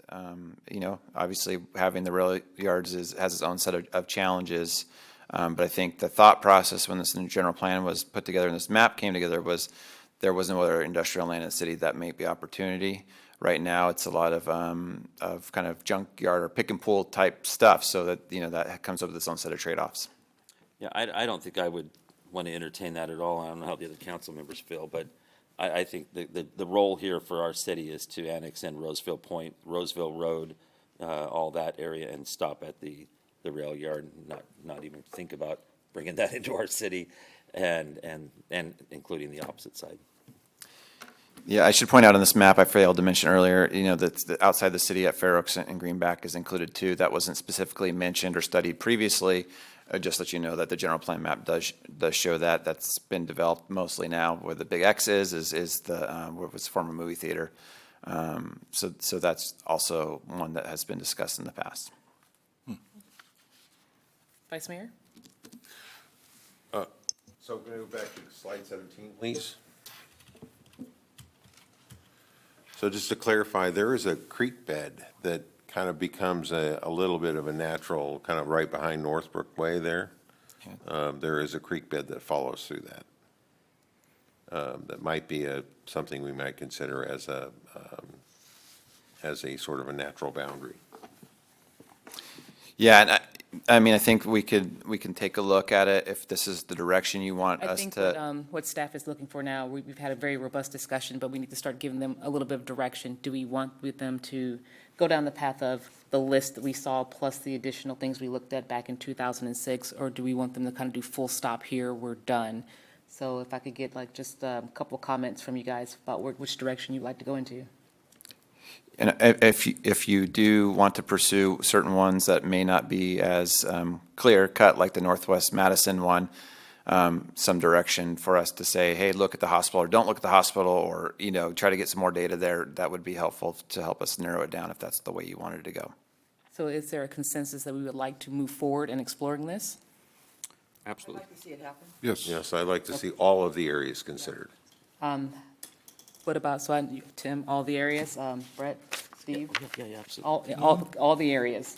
Can we define all the areas, please, just so I make sure On the I, list, and then the two previous from 2000? so Greenback Gateway, Roseville Point, including the commercial properties, Almond Orchard? Almond Orchard, and then the Dewey. Can I get some clarity on the where we want to start? I think if we dip down and start talking about bringing, that's Carmichael, I believe, bringing Carmichael into Citrus Heights, those people are going to go nuts. I really think they're just going to lose their minds. You know, so I was just thinking of grabbing a hospital, but it really does us no good financially. And that's, I apologize, Councilmember Miller, that was just off cursory review. I thought you might go there, and I wanted to be somewhat educated. There may be other benefits that I'm just not aware of at this point. And I would say to Councilmember Daniels, that's my district. I actually know the group there and they have indicated to me that they would be favorable. you know, I'd love to see it. I mean, I would not object to it in the least bit, but I just don't know if it's going to happen. So it looks like the council is asking for a buffet. Yes, Jeannie? So just to dovetail on Councilmember Daniels' comment regarding Roseville Point, I would be hard-pressed to approve any property that includes the rail yards and on the other side of it. I just think we'd be buying into problems, you know. So could we at this point, or would you rather us not at this point, limit it to just the Roseville Point and potentially the road because there's going to have to be some road, I think, participation in that and not include the rail yards and. I think we hear you on the rail yards. I think we could talk to the county about the road and see how that goes. I think that. I would just think that having the rail yard in the city would bring up a lot of other issues besides, you know, the homeless and all that stuff. But other issues by having a rail yard, railroad tracks going through our city that we don't deal with today. And I don't know what those issues would be if there's, you know, some federal regulations because it's a rail yard going through our city. But am I think there's. Mr. Enriquez, am I on the right track on that? I mean, could there be some federal considerations if we had a rail yard, a section of railroad track basically going through our city? There are some air quality and noise concerns that I would share with you. There also is no control over what transports through those. There's no local control over what the railroad is carrying there. But at the same time, it is an existing condition. Okay, one more. Would it allow us to have a train station on the new third track that's being built by Capitol Corridor? Oh, that would be cool. Parking and, anyway, just a thought. Right. I agree with Councilmember Daniels that we should just look at the housing for now. And my biggest concern is the noise and everything like that. I don't know if you could put a sound wall into the whole equation to be built on Roseville Road. Because a lot of that, the parcels there, the fence doesn't go to, and that's where we've had the biggest problem with encampments and such. And it's, as of today, it's clean, but like we all know, it changes Day by day. overnight. Yeah. Vice Mayor? Can I see the map of Roosevelt Point again, please? So the slightly larger one than this. Well. 9. So just wanted to clarify that it would not include any part of the Home Depot, that whole area over there. That's completely out of the. Well, I think it could. I think the county's going to want to hold on to that a lot more than maybe the homes. I think we could have those conversations if that's your direction. I mean, it sounds to me what the council's telling us is try to get the biggest bang for our buck. That makes the most sense. That's what I would support. Biggest bang for the buck, not getting into a big battle. We'll try to, oh, go ahead. Council, I was just going to add, and just going to add to some of the comments that Casey's making. I think generally, if you're saying generally look at these annexation areas, I think we would do some study, work with the fiscal analysis consultant to understand some of the assumptions we might want to understand as far as annexing land. Like, for instance, if there is a deficit to serve an area, but if you brought a commercial parcel in, that takes care of the deficit, then that might be some of the analysis that we want to do. So I don't know that we want to get so tight on parcel specific, and I think if you allow our staff team to work with some consultants to say, here's what it probably should be if this is what you want to annex, and then we would come back at a future meeting and kind of walk through those specific areas and the rationale behind the why. I agree. I think that's a great approach. Okay, with that said, does staff feel like they have enough direction? Yes, we're going to take over Roseville and Orangeville. Right, maybe get all the No, way to Tahoe. we understand where we're going, and our next steps will be to kind of regroup it, and then we'll come to you. We'll need to do an RFP and get someone on board and budget allocation, the whole shebang. So we'll bring that back for you guys. Sounds good, thank you. Thank you so much. Thanks for coming. Thank you. Next item? Next item is regular calendar, item number 14. The subject is considerations and options for pavement restoration strategies. Recommendation is to review the staff presentation and provide direction to staff to proceed with developing long-term planning of citywide pavement restoration plans. No. That's right. And then had to refile after I moved.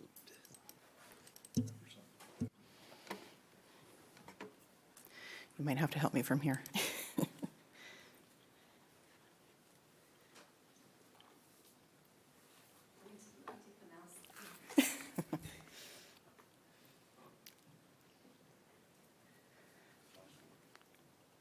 Thank you. Good evening, Mayor, Vice Mayor, council members, and City Manager Feeney. Regina Cave, General Services Director, here for the City of Citrus Heights. And this item before you this evening stems from one of the strategic objectives identified by council earlier in this year. Do I click? There we go. So this item pertains to our pavement restoration objectives. Council may recall a couple years ago, staff presented to council an update of our pavement management system, and at the time of what our pavement conditions looked like. Historically, how we have approached our restoration of our streets has typically been based upon the lowest pavement condition index. And that condition index is basically a grade of our streets ranging from 1 to 100. So of our city-owned and maintained streets, we have approximately 236, 237 centerline miles and 462 lane miles. Now, the difference between your center lane and your lane miles is your lane miles take into consideration how many lanes that you have on a roadway. So for instance, Greenback Lane, you've got 6 lanes, but you also have left turn pockets, so essentially almost 7 lanes. With center line miles, you look at a street from point A to point B. So that's why you have the difference between your 236 and your 461. Of our total area of paved streets that we maintain, we have about 24.6% of arterials, 13.5% are collectors, and the remaining balance are residentials. We have about 1,000 streets here in Citrus Heights that we own and maintain, and then we have about 300 streets that we don't maintain, but those are those private streets around the community. So again, the condition category ratings from 70 to 100, those are good streets. Those are your brand new streets down to some streets that have minor aggregate deficiencies. Your 50 to 60 fair, both non-load and load related. So that's your transverse or your longitudinal cracks that are typically from separation and expansion in the asphalt. That's your non-load deficiencies or defects. If you've got alligatoring, so you've got those cracks that look like the back of an alligator, those are load related. Those are usually due to just wear and tear on a street. And then you get into your poor conditions, which are 25 to 49, and of course, anything below 25 is a failed street. So again, your existing conditions, we are at 51, and actually, we are more closer to 50 as of today. The system is very dynamic, and it changes based upon the last time the streets have been updated and any other updates or any repairs that we've done since then, and so we're actually tiering more towards 50 as of today. And we have about 10, almost 11% of our streets are in that very poor, failed condition. We've got 41% in the poor condition. We've got 28.2% in that fair condition and almost 20% in our good to very good condition. And this represents the percentages of all of those conditions spread over arterials, collectors, and residentials. They're slightly different than that pie chart I just showed you because these take into consideration what our numbers will look like in 2023. So our existing street conditions, when you look at the entire city, if you pay attention to the red are those very poor, and they are spread throughout the city. We do have some concentrations in some areas, of course, and within the business commercial districts, you don't have a whole lot of those streets. But for the most part, you see is a lot of orange. You see a lot of that very poor category that is representative from the chart I showed previously. So back to why I'm here this evening. Historically, we have approached our streets based upon the lowest pavement condition index. And when we reported a couple years ago, those streets will continue to deteriorate. We don't have sufficient funds as of today, and even taking into consideration what some of our future funding is, to move that pendulum out of that very poor and poor condition to shift them into that 70 PCI. So acknowledging that, we are recommending that we do more of a preventative maintenance approach, which is looking at those streets that are still in that somewhat good condition, but we want to push them to a higher standard, push them into that 70 to 80 range so we can get a lot more use out of them, but also focusing on the streets that are used the most by our users. Looking at those arterials, looking at those collectors, looking at some of those areas that are around schools that have a lot more vehicular use, a lot more pedestrian use. And so what we're recommending is to program a minimum of 50% of our anticipated funds, and again, that goes back to some of council's direction from the budget update in June, that is programming or intends to program some general fund dollars in the upcoming years, utilizing those funds in tandem with some of the existing funds that we already have programmed, and identifying 50% of those funds to address arterials and collectors. The focus would be on those corridors that aren't already identified as strong candidates for grant funds.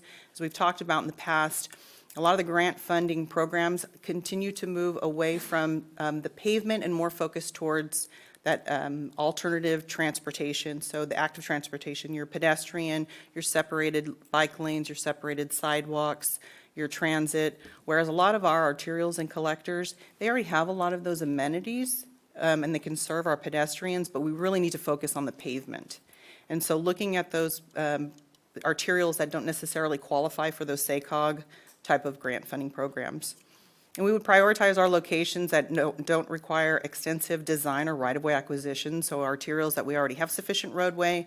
We don't need to come in and install sidewalks. We already have the space there. We may need to do ADA upgrades, traffic signal modifications, maybe some median restoration, but really focusing on the pavement. And then priority locations would be potentially stretches, for instance, of Antelope Road from Garden Gate to Loppy. We know we've already come through there in recent years and corrected any of the deficiencies within the sidewalks, done all the sidewalk infill, and there's continuous ADA and pedestrian accommodations. Same thing for Dewey Drive from Greenback Lane to Connemara Circle. Sac County and Citrus Heights share a portion, as you had seen in that map from Casey's presentation. We do have a split through there down the center line, so they've recently done some improvements to their side of the road. We would consider doing some on our side of the road as well. And Fair Oaks from Greenback to Madison, that one in Madison Avenue on this sheet are asterisked just because those are shared roadways. We would be looking to collaborate with Sacramento County on these types of projects and share in that cost. Greenback Lane from Birdcage to Dewey, a large part of that segment has not had any pavement applications since incorporation or shortly thereafter. We actually had partnered with county back in 2000 when the widening was done out here between San Juan and Dewey, and we have not done anything since except for minor striping of the lanes. And then Sunrise Boulevard from Sun Garden to Madison Avenue. We have done some improvements along that corridor to install sidewalk infill. We just recently did it a couple years ago on the southbound side or west side of Sunrise. So we'd be looking for opportunities to address the pavement out there, but taking into consideration any potential movement over at the Sunrise Mall area, that we would work in tandem with that development. And then lastly, we would look to strategize our residential streets by districts or grouped neighborhoods and focus on preventative maintenance rather than the lowest PCI again.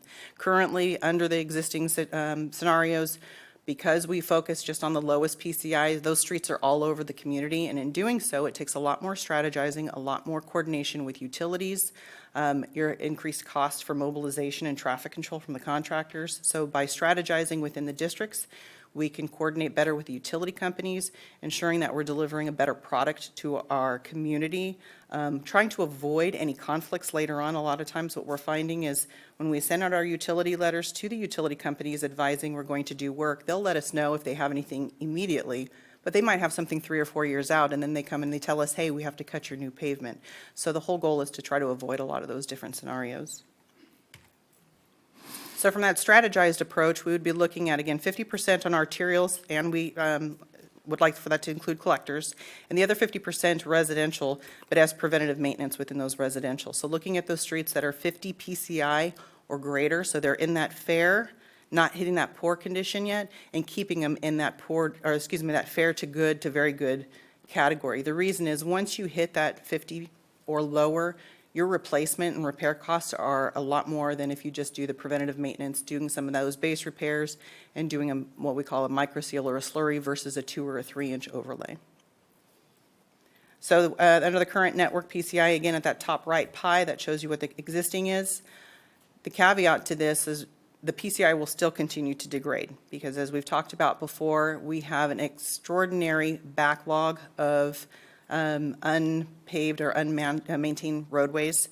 And so right now we have about an $82 million backlog. That would get us up to an average of 70 PCI throughout the community. Obviously, we don't have those funds to do that. And so by splitting about 3.6 million towards our arterials and collectors, we'll still address those fair streets, but those poor to very poor will continue to degrade. So that's why we would still be looking at somewhere around a 43 PCI by 27-28 if we were to do this as a 5-year model. If we just do the PCI-based approach, and these numbers are actually not as favorable as when they were reported a couple years ago, just because the unit pricing of construction has gone up exponentially. So our buying power has decreased. So instead of maybe dropping to about a 35, by 27-28, we're looking at about a 28 average PCI throughout the community. And then you can see that our poor goes from about a 10.9% now to a 60% throughout the community. And that's because those poor category streets, that 25 to 50, will continue to degrade into that very poor failed category.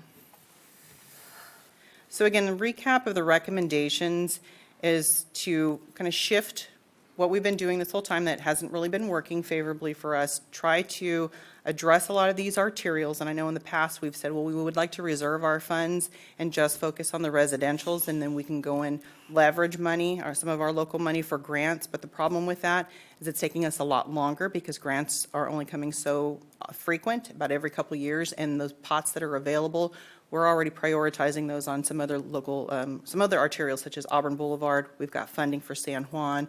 We're focusing right now also on Old Auburn, and so we want to make sure we're not, discounting other arterials throughout the community that need our attention as well. So we would strategize by programming a minimum of 50% of those anticipated funds over the next 5 years to address our arterials and collectors. We would strategize the program for streets by districts or neighborhoods to improve coordination with our stakeholders, maximize available funds that we do have and that we are anticipating over the next 5 years, and then capitalize on the ability to address other non-pavement maintenance-related work. So while we're out there, we can address some of the other striping that we'll be talking about next month. We can swap out some of our street signs that we have. That program was done about 20 years ago, and we're seeing a lot of our signs that are faded. And then focus our efforts within the neighborhoods to increase safety around the schools, areas serving higher traffic, bicycle and pedestrian use, and those streets with fair existing pavement conditions versus waiting until they hit that rock bottom or that we just have to address them at ag base or road-based material. And that's the end of my presentation. If you have any questions, I'm here. If not, I also have my city engineer, my subject matter expert can come up here as well. Any public comment? Okay, Steve, then Jeannie. Thank you. We all know on this November ballot is the Citizens Initiative. Is that labeled Measure A now? I believe so. Something like that.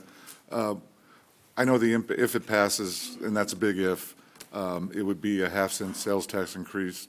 What would it mean to us as far as revenues in this? I think it's a fix-it first. There's a fix it first and there's a capital component to it as well. So we could use it Correct. for maintenance as well. Correct. See, that's a little different than the past, so. We currently have our Measure A maintenance, and the program before, when it was Measure B, was the same. We did have a maintenance component and ongoing operations component and a capital component as well. So do you have, well, we don't need to talk about this till after the election. I was Then we'll know. trying not to talk about this since it's not really something that we've brought up in the past. A bird in the hand. Thank you. Jeannie? Thank you. Thank you. Thanks, Regina, for your presentation. Very, very clear and helpful. So, since we're focusing mainly on the 50% area, give or take, okay? If we're doing this by, what's the term you use? By region? By districts or neighborhood By associations. districts or neighborhoods. So if you identify a particular neighborhood, and they have within that neighborhood streets that fall within any one of those four categories, wouldn't it make sense just to fix them all while you're there, rather than just focus on picking out the ones that fall within the fair to poor? If the funding supports it, we will do as many streets as we can. But in many of the situations, if we look at the map, for instance, up in Area 1, when I showed there was a lot of red, and that Area 1 has a lot of streets, it's very dense. So our funding would not be able to support doing all of those streets if we still reserve 50% for an arterial or collector. And let me caveat that by putting money towards our arterial collectors doesn't necessarily mean it'll just be in a district, because we know we may need 1 or 2 years worth of funding to address some of our arterials at any given time. So that other 50%, we would concentrate it within that district, but we would be able to maximize those funds, looking to see what the best application would be. You know, it might be we can get a lot more streets done with micro sealing if they're at 50% or 50 PCI range or 60, and if they're around schools or if they happen to be close to the grocery stores where people are using those streets.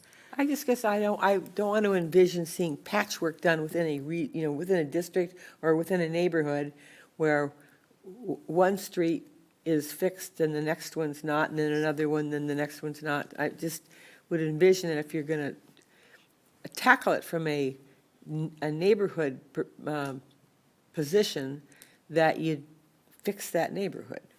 To the greatest extent possible. Okay. And then my other question is, what happens to those poor streets that are already in the failed position and are going to get worse?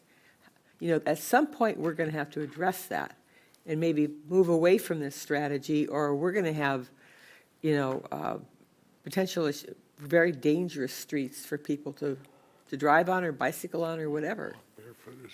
Unfortunately, that's the case. So if we don't do something to address some of these streets that are not already in that poor condition, those streets will continue to get poor and continue to fail and be more cost prohibitive to resurface. Right. Versus if we put. I get that. Yeah. But it still leaves those streets that are in that horrible condition today that are only going to get worse. And so perhaps it would be prudent to have some type of a back pocket plan for those that really need to be addressed on an individual basis. And I think back several years ago, there was a street off of Old Auburn Road. What is it? I can't think of the name of the feeder street. But at the end of that feeder street, there was a cul-de-sac that was just horrible. I mean, and so the residents, a couple of residents approached me, and we actually just were able to resurface that cul-de-sac, which made it, because it was so dangerous. I mean, to bring it up to a point where it was good and could fill in or fit in with the rest of the neighborhood. And so I'm just thinking there may be some that we just can't ignore. Correct. And we would like to be able to maintain some flexibility with this program as well. So I have a question. So, Regina, when we talk about microsealing, when we talk about sort of maintaining the higher-end streets, how long are we how long are we kicking the can down the road? When we're saying, okay, we can microseal this one, it's going to save us another 3 years, another 5 years, another. It At some depends. point- Yeah, at some points, the question is, there has to be some kind of methodology that says, all right, well, we're going to maintain this one, and we're going to keep it at above 50, but how long can we keep it above 50? And how can we, sort of on an average, so we know that, hey, push is going to come to shove at some point, and how long are we buying, how much time are we buying by sort of covering this minimal sort of approach? So the answer is it depends. Depends on the street. It depends on the amount of traffic that that street gets. It depends on any other activity that happens on that street, such as if you have utilities that come in and do trench cuts and could potentially compromise that asphalt.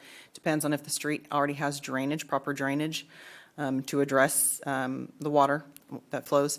But best management practices is to not let your streets get below 60, and then you can continue doing slurry seals and micro seals and crack seals before you have to eventually come through and do any type of an FDR, a full depth replacement, a 2-inch or a 3-inch overlay. So as long as you're staying on top of it and you have the sufficient funds to be able to keep your streets out of that poor range category, you can continue. And it's not about kicking the bucket, it's about maximizing your available funding and not letting your streets get so bad to where it's costing you, instead of $15 per yard, it's costing you $68 per yard for a full depth replacement or a full overlay. Brett, did you have a question? Yeah, a couple comments real quick. So I see good and bad in this. I see some concerns that Jeannie really touched on. Man, we're going to get some phone calls, I think, along the way. But it's just kind of funny because it was just yesterday, I'm driving around going like, why do we fix this part and then this part's bad? And then this part's good and then this part's bad? And it's like a little patchwork kind of a thing, and it's frustrating to see that. So my solution is you cut the city into 4 pieces and we do all the roads within each quadrant once every 4 years. Simple, yeah. But I think it's a good idea probably because it is, I think, for me, it's a better approach to stay in a neighborhood and get it all cleaned up as much as we can with what we have and then to move to the next neighborhood. So I'm supporting it, but I think it is going to obviously, it's going to upset some people along the way of, why can't I get my road fixed? Why are they fixing it over there? That councilman must live over there. They're fixing his roads or something. But I think it's a good idea.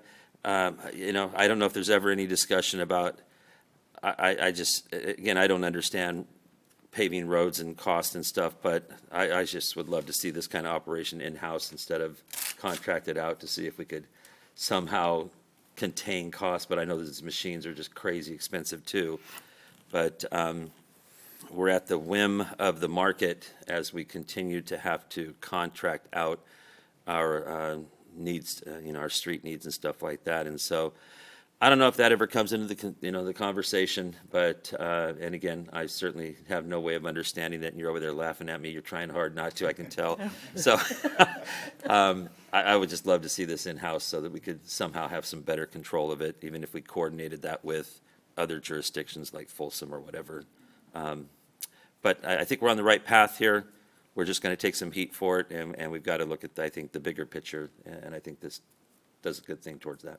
Thank you. And I just want to kind of point out, we're talking about a minimum of 50% of the anticipated funds to go to what you have outlined here, right? That means we still have an additional 50% to address the poor quality roads.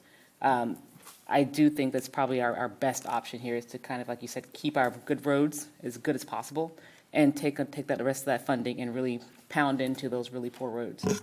But isn't the rest of the funding for arterials? It would be 50% for arterials and collectors. Right. And the other 50% for the residential streets. Right. Okay. Correct. If I might be able to add in here too, one of the things that, looking at this, is it's very expensive to pave a court, and you've got a lot of driveway conflicts, there's a lot of coordination, and you can do a lot when you're on a collector or an arterial where you don't have as many conflicts. So while there's a lot of discussion about pavement index and things of that nature, I think in general, what this approach is looking at doing, especially as we're starting to talk about bringing some additional general fund revenue that currently is not there, to address pavement infrastructure, is to take some of that money and go towards these collectors and arterials that we hear a lot about. I mean, I think a lot of our residents have expressed that they're experiencing the collectors and arterials from a vehicle miles that they travel, and they get beat up on a cheese grater, versus when they get in their neighborhood, if you've got some alligator cracking, sure, you'd like to see that addressed, but you're probably spending more time on those collectors and arterials. So right now, the way our current program works is the focus goes into those courts because we're using this pavement index, whereas under this new program, we're not abandoning that, but we're also directing dollars to streets that people experience more and spend more time on, and making sure those don't continue to degrade too. It's really trying to take a balanced approach. It's a hard I had hard subject. a quick question. You mentioned micro seal. Is that like chip seal that I? Microseal, it's an emulsion. It's like a clear nail polish. So you go through and you do your base repairs, get rid of any base failures that you have, do a hot mix replacement over that to seal it, but then you do a clear over everything else, all the other pavement that's still in good condition. Okay. We've Because that's done- what I remember growing up, is all the streets got chip sealed by the county. And then that was the first thing to be cut. The next thing that was cut is courts. And so I think we need to keep an eye on that. If it's down in the 20% PCI and we're doing that neighborhood, I think we shouldn't have a policy of no courts. But if it's up at 75, like my court is, I pave Mariposa, please. We have done some chip seals, we have done some slurry seals in the past, early on in incorporation, and micro seals, crack seals, all different types of approaches. Anything to keep the water from getting underneath and making potholes. Yes, sir. Thank Do you have adequate direction? I think so, and so the intent is that staff will now continue coordination with the utility companies to better strategize, to see where their projects are over the next 5 years, and then we can go through and identify where are the high priorities for us in terms of the feedback that we've received from the community, some of the high priorities that we're already aware of, and then we will come back to council with more of a long-term plan. Thank you for your presentation and your patience. And your intelligent approach to this. A lot of thought. Thank you. Okay. Next item. Next item is regular calendar, item number 15. The subject is guideline approval and funding allocation for the Community Projects Grant Program. The recommendation is to adopt a resolution approving the Community Projects Grant Program guidelines and associated American Rescue Plan Act funding allocation. Would you like to drive at this point, Amy? I know when to call it. Good evening, Mayor, Vice Mayor, and Council. I am Megan Huber, Economic Development and Community Engagement Director, bringing before you an item to consider program guidelines and budget allocation for a Community Projects Grant, which is a current strategic goal of the City Council. This goal originated really even before our strategic planning in May of this year. It originated in our focus area work plan, which is the guiding document that was presented and subsequently codified via resolution that provides a longer-term work plan to really focus in and provide intensive attention to the areas that are most important to our community, one of which being community connection. And this program was a recommendation presented in that memo as a tool to put in our community engagement toolbox and advance community connection in Citrus Heights. It showed up immediately in our strategic planning grid, and like I said, is a current goal to present to you for consideration a proposal that would provide grants to community groups to facilitate community projects that engage citizens, improve the community, and promote community involvement and pride.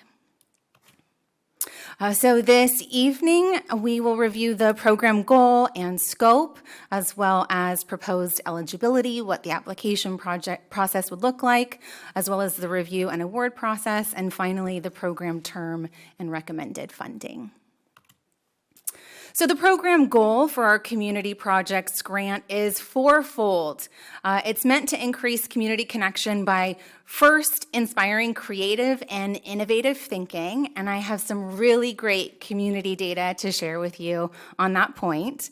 Second, to connect residents through events and programs.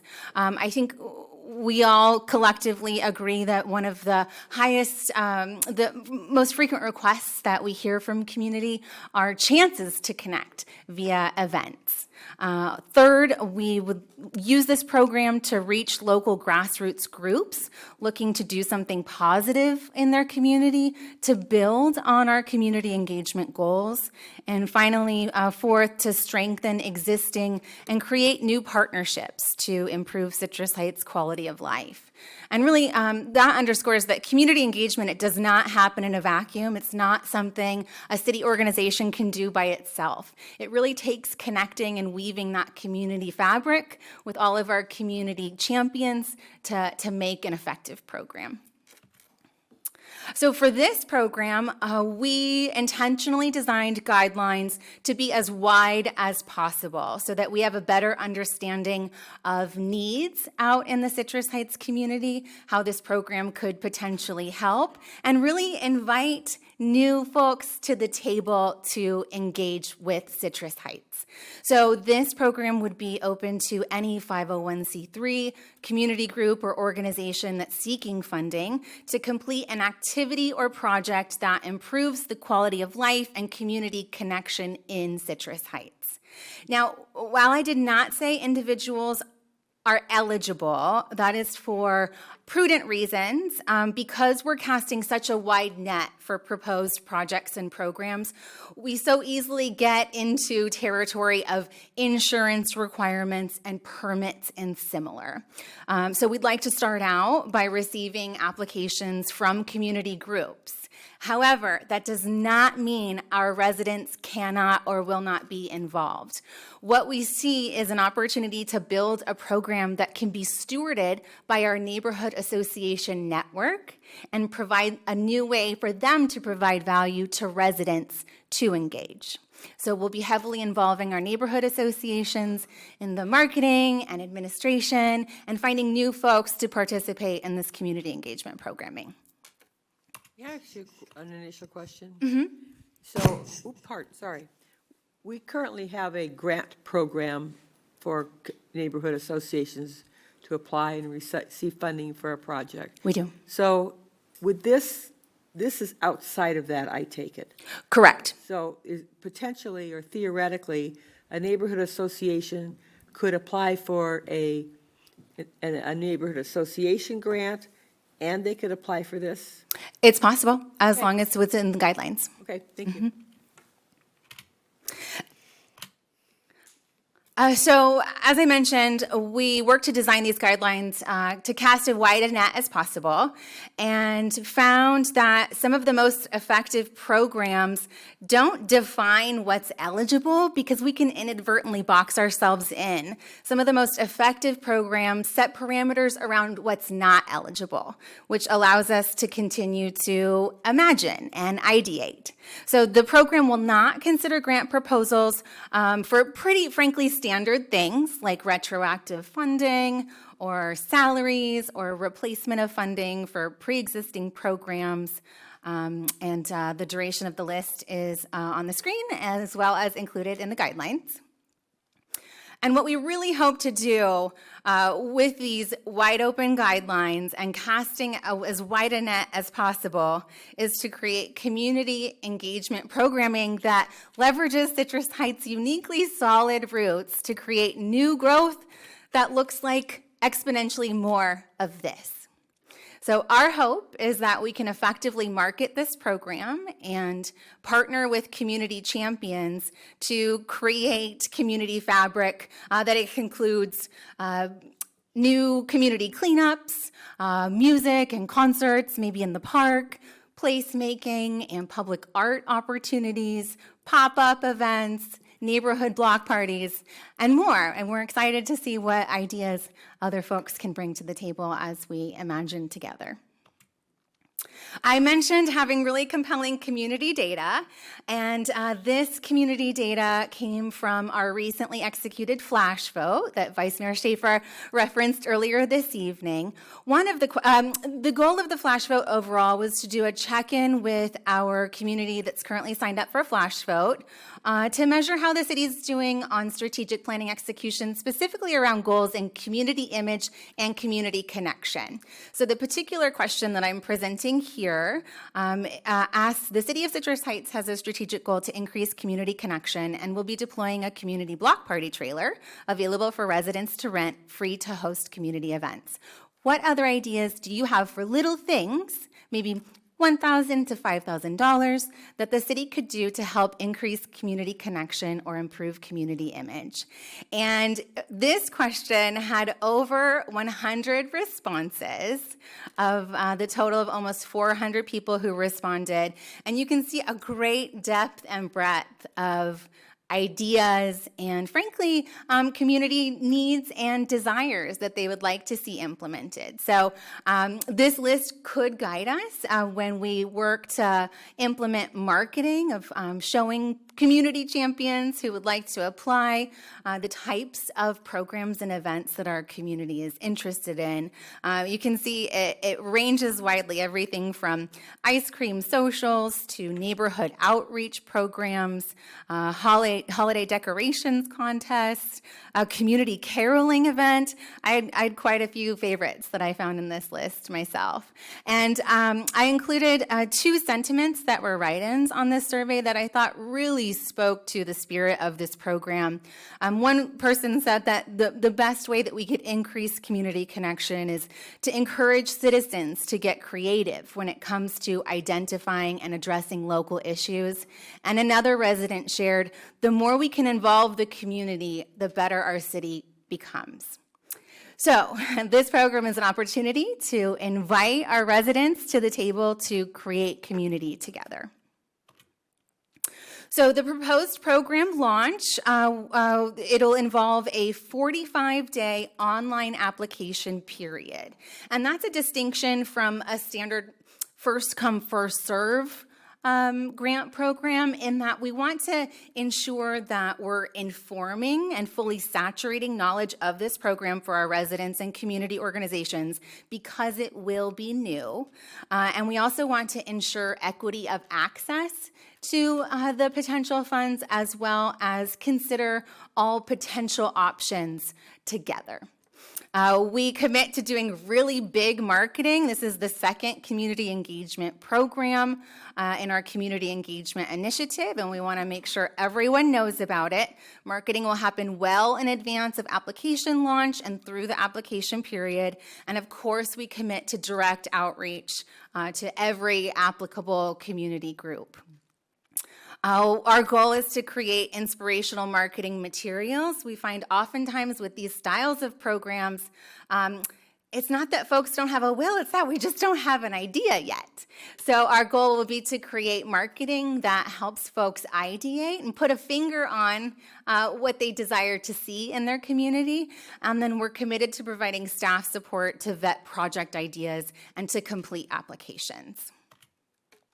So the application components will be fairly simple. Again, our goal is to make this as simple as possible. It will review the project or program goal, the expected community involvement, an action plan, any maintenance to consider. We'd want to be able to quantify the significance of the potential application, the budget, and then we'd also ask for 2 letters of support to ensure that there is the community engagement ecosystem there, and that there is support for community members who are wanting to tackle new projects. The application review criteria, which will happen first step after the period closes by staff. We would review if the proposed project can be completed within the requested amount, and if there's any applicable other contributions if it is a larger lift of a project. We would do an analysis on if the proposed use of funds has a reasonable likelihood that it will benefit the community and create community connection. There will be a requirement that it be completed in a calendar year. The intention is to create access to seed funding for grassroots, short-term, readily implementable projects.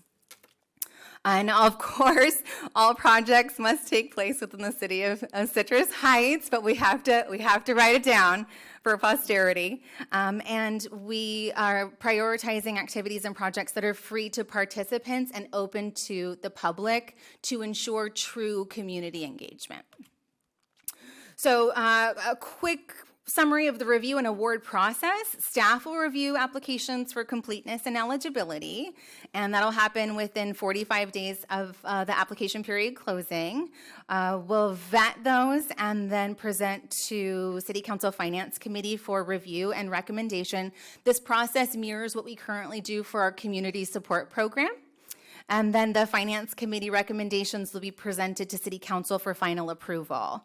Once projects, programs, or events are approved, staff will prepare an approval letter for the project that confirms everything the applicant needs to know, including the eligible use of the funds, any permits or insurance that it's decided that particular project is needed, depending on what it looks like, and then it'll review the reimbursement process as well. And then the applicant will implement their project and submit for reimbursement. I will note that there is language in the guidelines that says alternative accommodations may be arranged, alternative to reimbursement, depending on the project's scope. So if it's shorter term, if it's one shot rather than a longer planning process and similar, our goal would be to approach every project individually and really design a project fingerprint that works best for them, because we want to see things implemented. So for program term and funding, staff proposes that we launch the pilot round, if approved, in first quarter of 2023.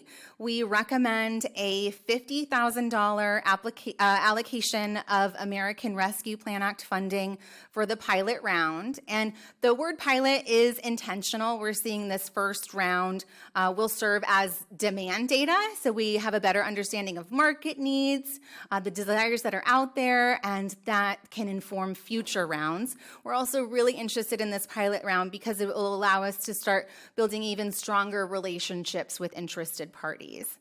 So the program life, our intention is to steward it through the lifetime of American Rescue Plan Act funds, as long as the program is adequately subscribed. So we'll take it in biannual rounds, and as long as there's sufficient demand, do our best to make it happen. The $50,000 allocation is recommended via American Rescue Plan Act funding and past the strategic goals that Council has set. This is also a reiteration of the guiding principle that you've given staff on ARPA funding stewardship to work to get those dollars out into the community, make measurable progress towards our collective community goals. So with that, this is the recommendation, and I'm happy to answer any questions. What's our pot of gold? How much do we have in the ARPA fund to work from? Let me look that up for you real quick. The total allocation remaining of ARPA funding is $8,090,281. Okay. That gives us a That could happen for a long time.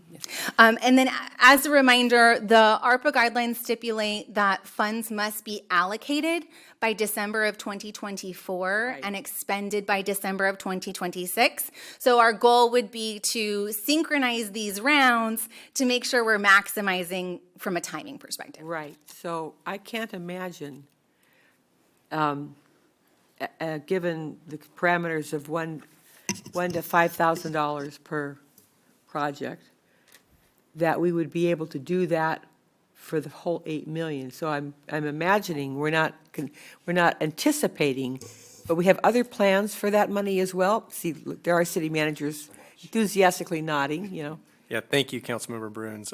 This really is solely for this program, the $50,000, we're recommending an allocation out of ARPA, but consistent with the strategic plan, there's a number of other forthcoming programs over the goal period, the Right. 3-year goal period, that are tied to that focus area work plan, where we'll be coming back in with other ARPA allocation recommendations, separate and apart of this program. Okay, thank you for that. I figured there were other plans. Because really, in reality, it's a very short time frame. You know, this is 2022, so we've got 23, we've got to allocate by the end of 24 and implement by the end of 25. 26. Or 26, okay, excuse me, I misunderstood. Oh, that gives us 1 extra year, but still, you know, it's got to be done sooner rather than later, or the time limit will catch up with us and they won't be qualified. We'll have to use the funds for something else to get it done within the time frame. Okay, I have one public comment. Okay. Mike Nishimura, if you would come up here, please. Thank you. Good evening, Mayor, council members. My name is Mike Nishimura. I am the president of REACH, which is the Residents Empowerment Association of Citrus Heights. You know, with the meeting restrictions, public meeting restrictions that were created by the COVID outbreak, 3 of our neighborhood associations have gone dark. Not unable to have meetings, there is no longer any participation in those neighborhood associations. There are other neighborhood associations that are struggling to regain the membership back. Now, we, the REACH Board, believe that this new grant proposal, along with the community block party trailer, can be leveraged to help our neighborhood associations rebuild our outreach within the Citrus Heights community and help promote City Manager Feeney's strategic planning objective to enhance community vibrancy and engagement. As it would not affect our neighborhood improvement funds, and it is being funded by the ARPA funds, it could further help us to engage citizens in the community and to help to promote community involvement and pride, trying to build back that sense of pride that the people have in our city. So the REACH Board fully supports this, in addition to the block party trailer, which has already been approved. Thank you. Thank you. Okay, back to our robust discussion. And Jeannie, I wanted to make a quick point, Councilmember Bruins. The parameters set in the flash vote question of $1,000 to $5,000, that was editorial to help frame up that grassroots picture. And you know, that was my favorite page in your PowerPoint. I'm so glad. I thought there was just some really cool ideas coming from our community. So I thought so, too. I took the flash survey. So it was, those are always fun in and of themselves, but to see how many people actually responded and what their ideas were, I think that helps feed the, you know, that's fodder for us to really create something great out of this. Thank you. Steve? And I know we had this issue with the neighborhood improvement funds, was pretty soon we ran out of places to improve, and we drifted into parks and schools and doing some of the things that they should be doing already, the organization. So I was wondering if there was any encumbrance on doing projects on a school property or park property. No encumbrance. In fact, in the guidelines, it does note that preference is given to public space, especially when it comes to hosting events, to ensure we're reaching those community engagement goals of open to the public and easily accessible. This is awesome. Thank you. So if I could, I think one of the issues that we have with neighborhood improvement projects is they're very tight guidelines. It has to be something physical. What I like about this program is you could fund a music in the park event. It doesn't all have to be a completely tangible thing. It's not a park bench. It's not so I think from that standpoint, this will sort of gravitate away from those ideas where people are going to want to spend money with the park district, and the park district has their own strategy on how to optimize that piece. So I think this is great. And I mentioned before that I think the flash vote results were really impressive. And I concur with Councilmember Bruins in that some really thoughtful responses were really made there. So kudos to you. Thank you. Thank you. And if I can put a quick plug for folks watching, if you'd like to be a part of our flash vote next time around, please visit citrusheights.net/stay-connected. Mr. Daniels, anything? Oh, it's a great idea. I think we hopefully can throw more money into this, and that Citrus Heights will just be a partying kind of town. And we bring back the cruise, and the mall's great, and it's wonderful. With that, I will entertain a motion. I move that we approve a resolution. Turn your mic. Oh, so sorry. I've got to go back to my correct page. So let me go back to thank you. I move that we approve a resolution of the City Council of the City of Citrus Heights approving the Community Projects Grant Program Guidelines and associated American Rescue Plan Act funding allocation of $50,000. I second. Motion by Bruin, second by Vice Mayor Schaefer. All those in favor? Aye. Aye. So moved. Thank you. Next item, please. The next item is department reports, and there are none. The next item is city manager items.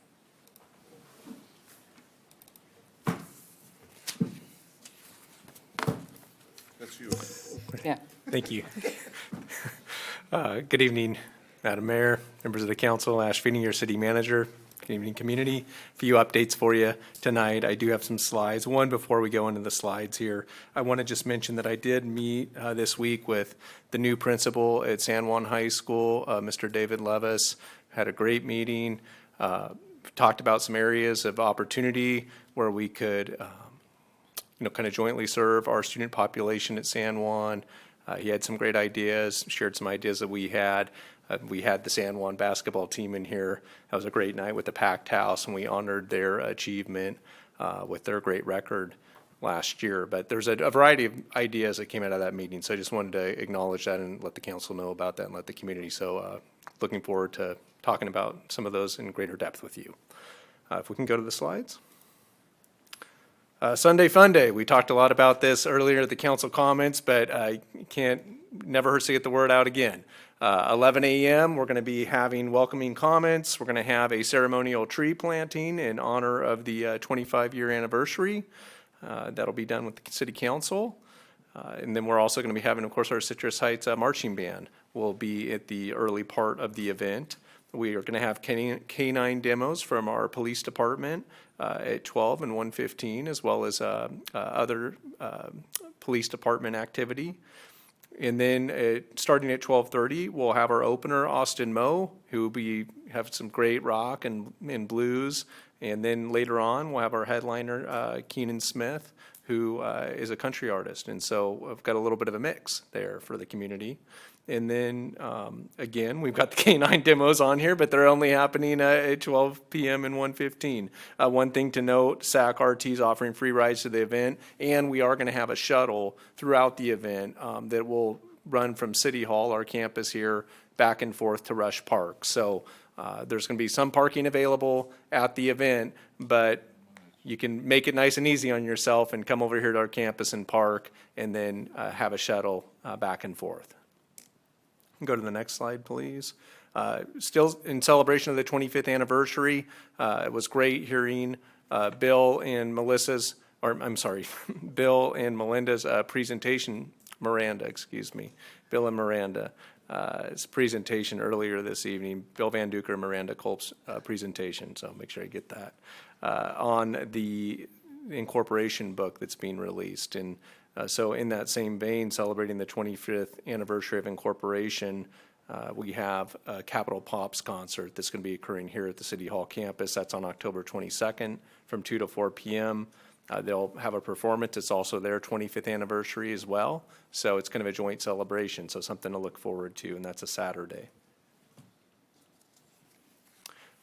Jurisdictional coordination. This was touched on by Councilmember Daniels as part of council comments, and also Councilmember Bruins, you spoke to it when we had our earlier public comment. But coming out of the strategic planning retreat that was held at City Council, there was a lot of focus when we were talking about blight and homelessness on jurisdictional coordination. Certainly, we have our boundaries, which are not just greenfield. We are in an area of a lot of development. And so we have some edges that require coordination with the county. And then we also have the interchange at Antelope and I-80 that has been a real problem relative to a lot of debris and litter and encampments and things of that nature at that location. And so we've done a good effort working with Caltrans. I've had some conversations with the district director about the vision that our team in the city council have for jurisdictional cooperation. It was a very positive conversation. We had areas of focus and collaboration that we were in agreement on. We shared that with our respective teams, and they've been executing.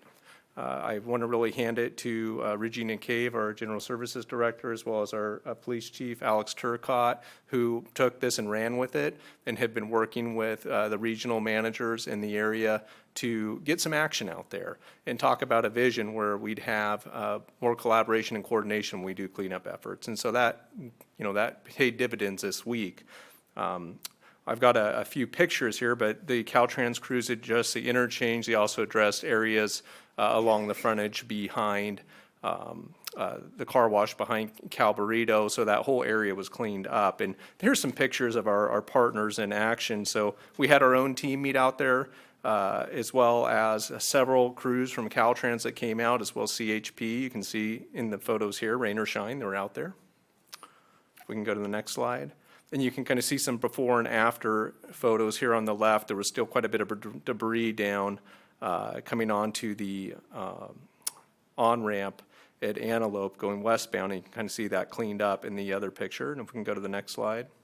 It's another before and after. There's actually some carved-in steps, at the interchange, and a lot of debris at that location. And so that was cleaned up, and you can see that they've tried to redo some of that grading out there from a stormwater standpoint. We can go to the next slide. And again, additional cleanup, as you can see here. And I believe that concludes those jurisdictions. Oh, one more. So we had more to clean up. And again, this is along the frontage here, so some before and afters up behind California Burrito there. So it was a significant cleanup. It took a lot of work. There was a lot of hands on deck on this one, and I just really appreciate our team that was working on this. And there was not just Regina and the chief, but there was other team members that were involved with this as well on both sides of PD and GSD. And then also, I just want to really hand it to our jurisdictional partners at Caltrans. They were very responsive. And the good news is it wasn't a one-time pony here. We're talking about having better coordination in the future. Will additional camps pop up? Sure, they will. But if we're coordinated in our efforts, we can do a better job on how we manage that to ensure we don't get to a state like this again. So if we can go to the next slide. More good news. The team's been very busy. This is all since the last city council meeting. There's been 3 grant applications that have been submitted. These are through our community development department that Casey leads. And one of them is for a community care expansion program, the Auburn Oaks Senior Project, that was before the city council, where you supported the resolution to work with the Life Foundation on sponsoring this grant to acquire that site. And then a application was submitted for Sunrise Tomorrow infrastructure support through the Green Means Go program that would look at potential financing plans for the infrastructure there. And then finally, Sayonara Drive through Green Means Go. We've also pursuing a grant there to help with the Habitat for Humanity homes that are planned at that location. And that concludes my comments. Thank you. Next item? Next item is items requested by council members or future agenda items. Nothing? All right, we're adjourned.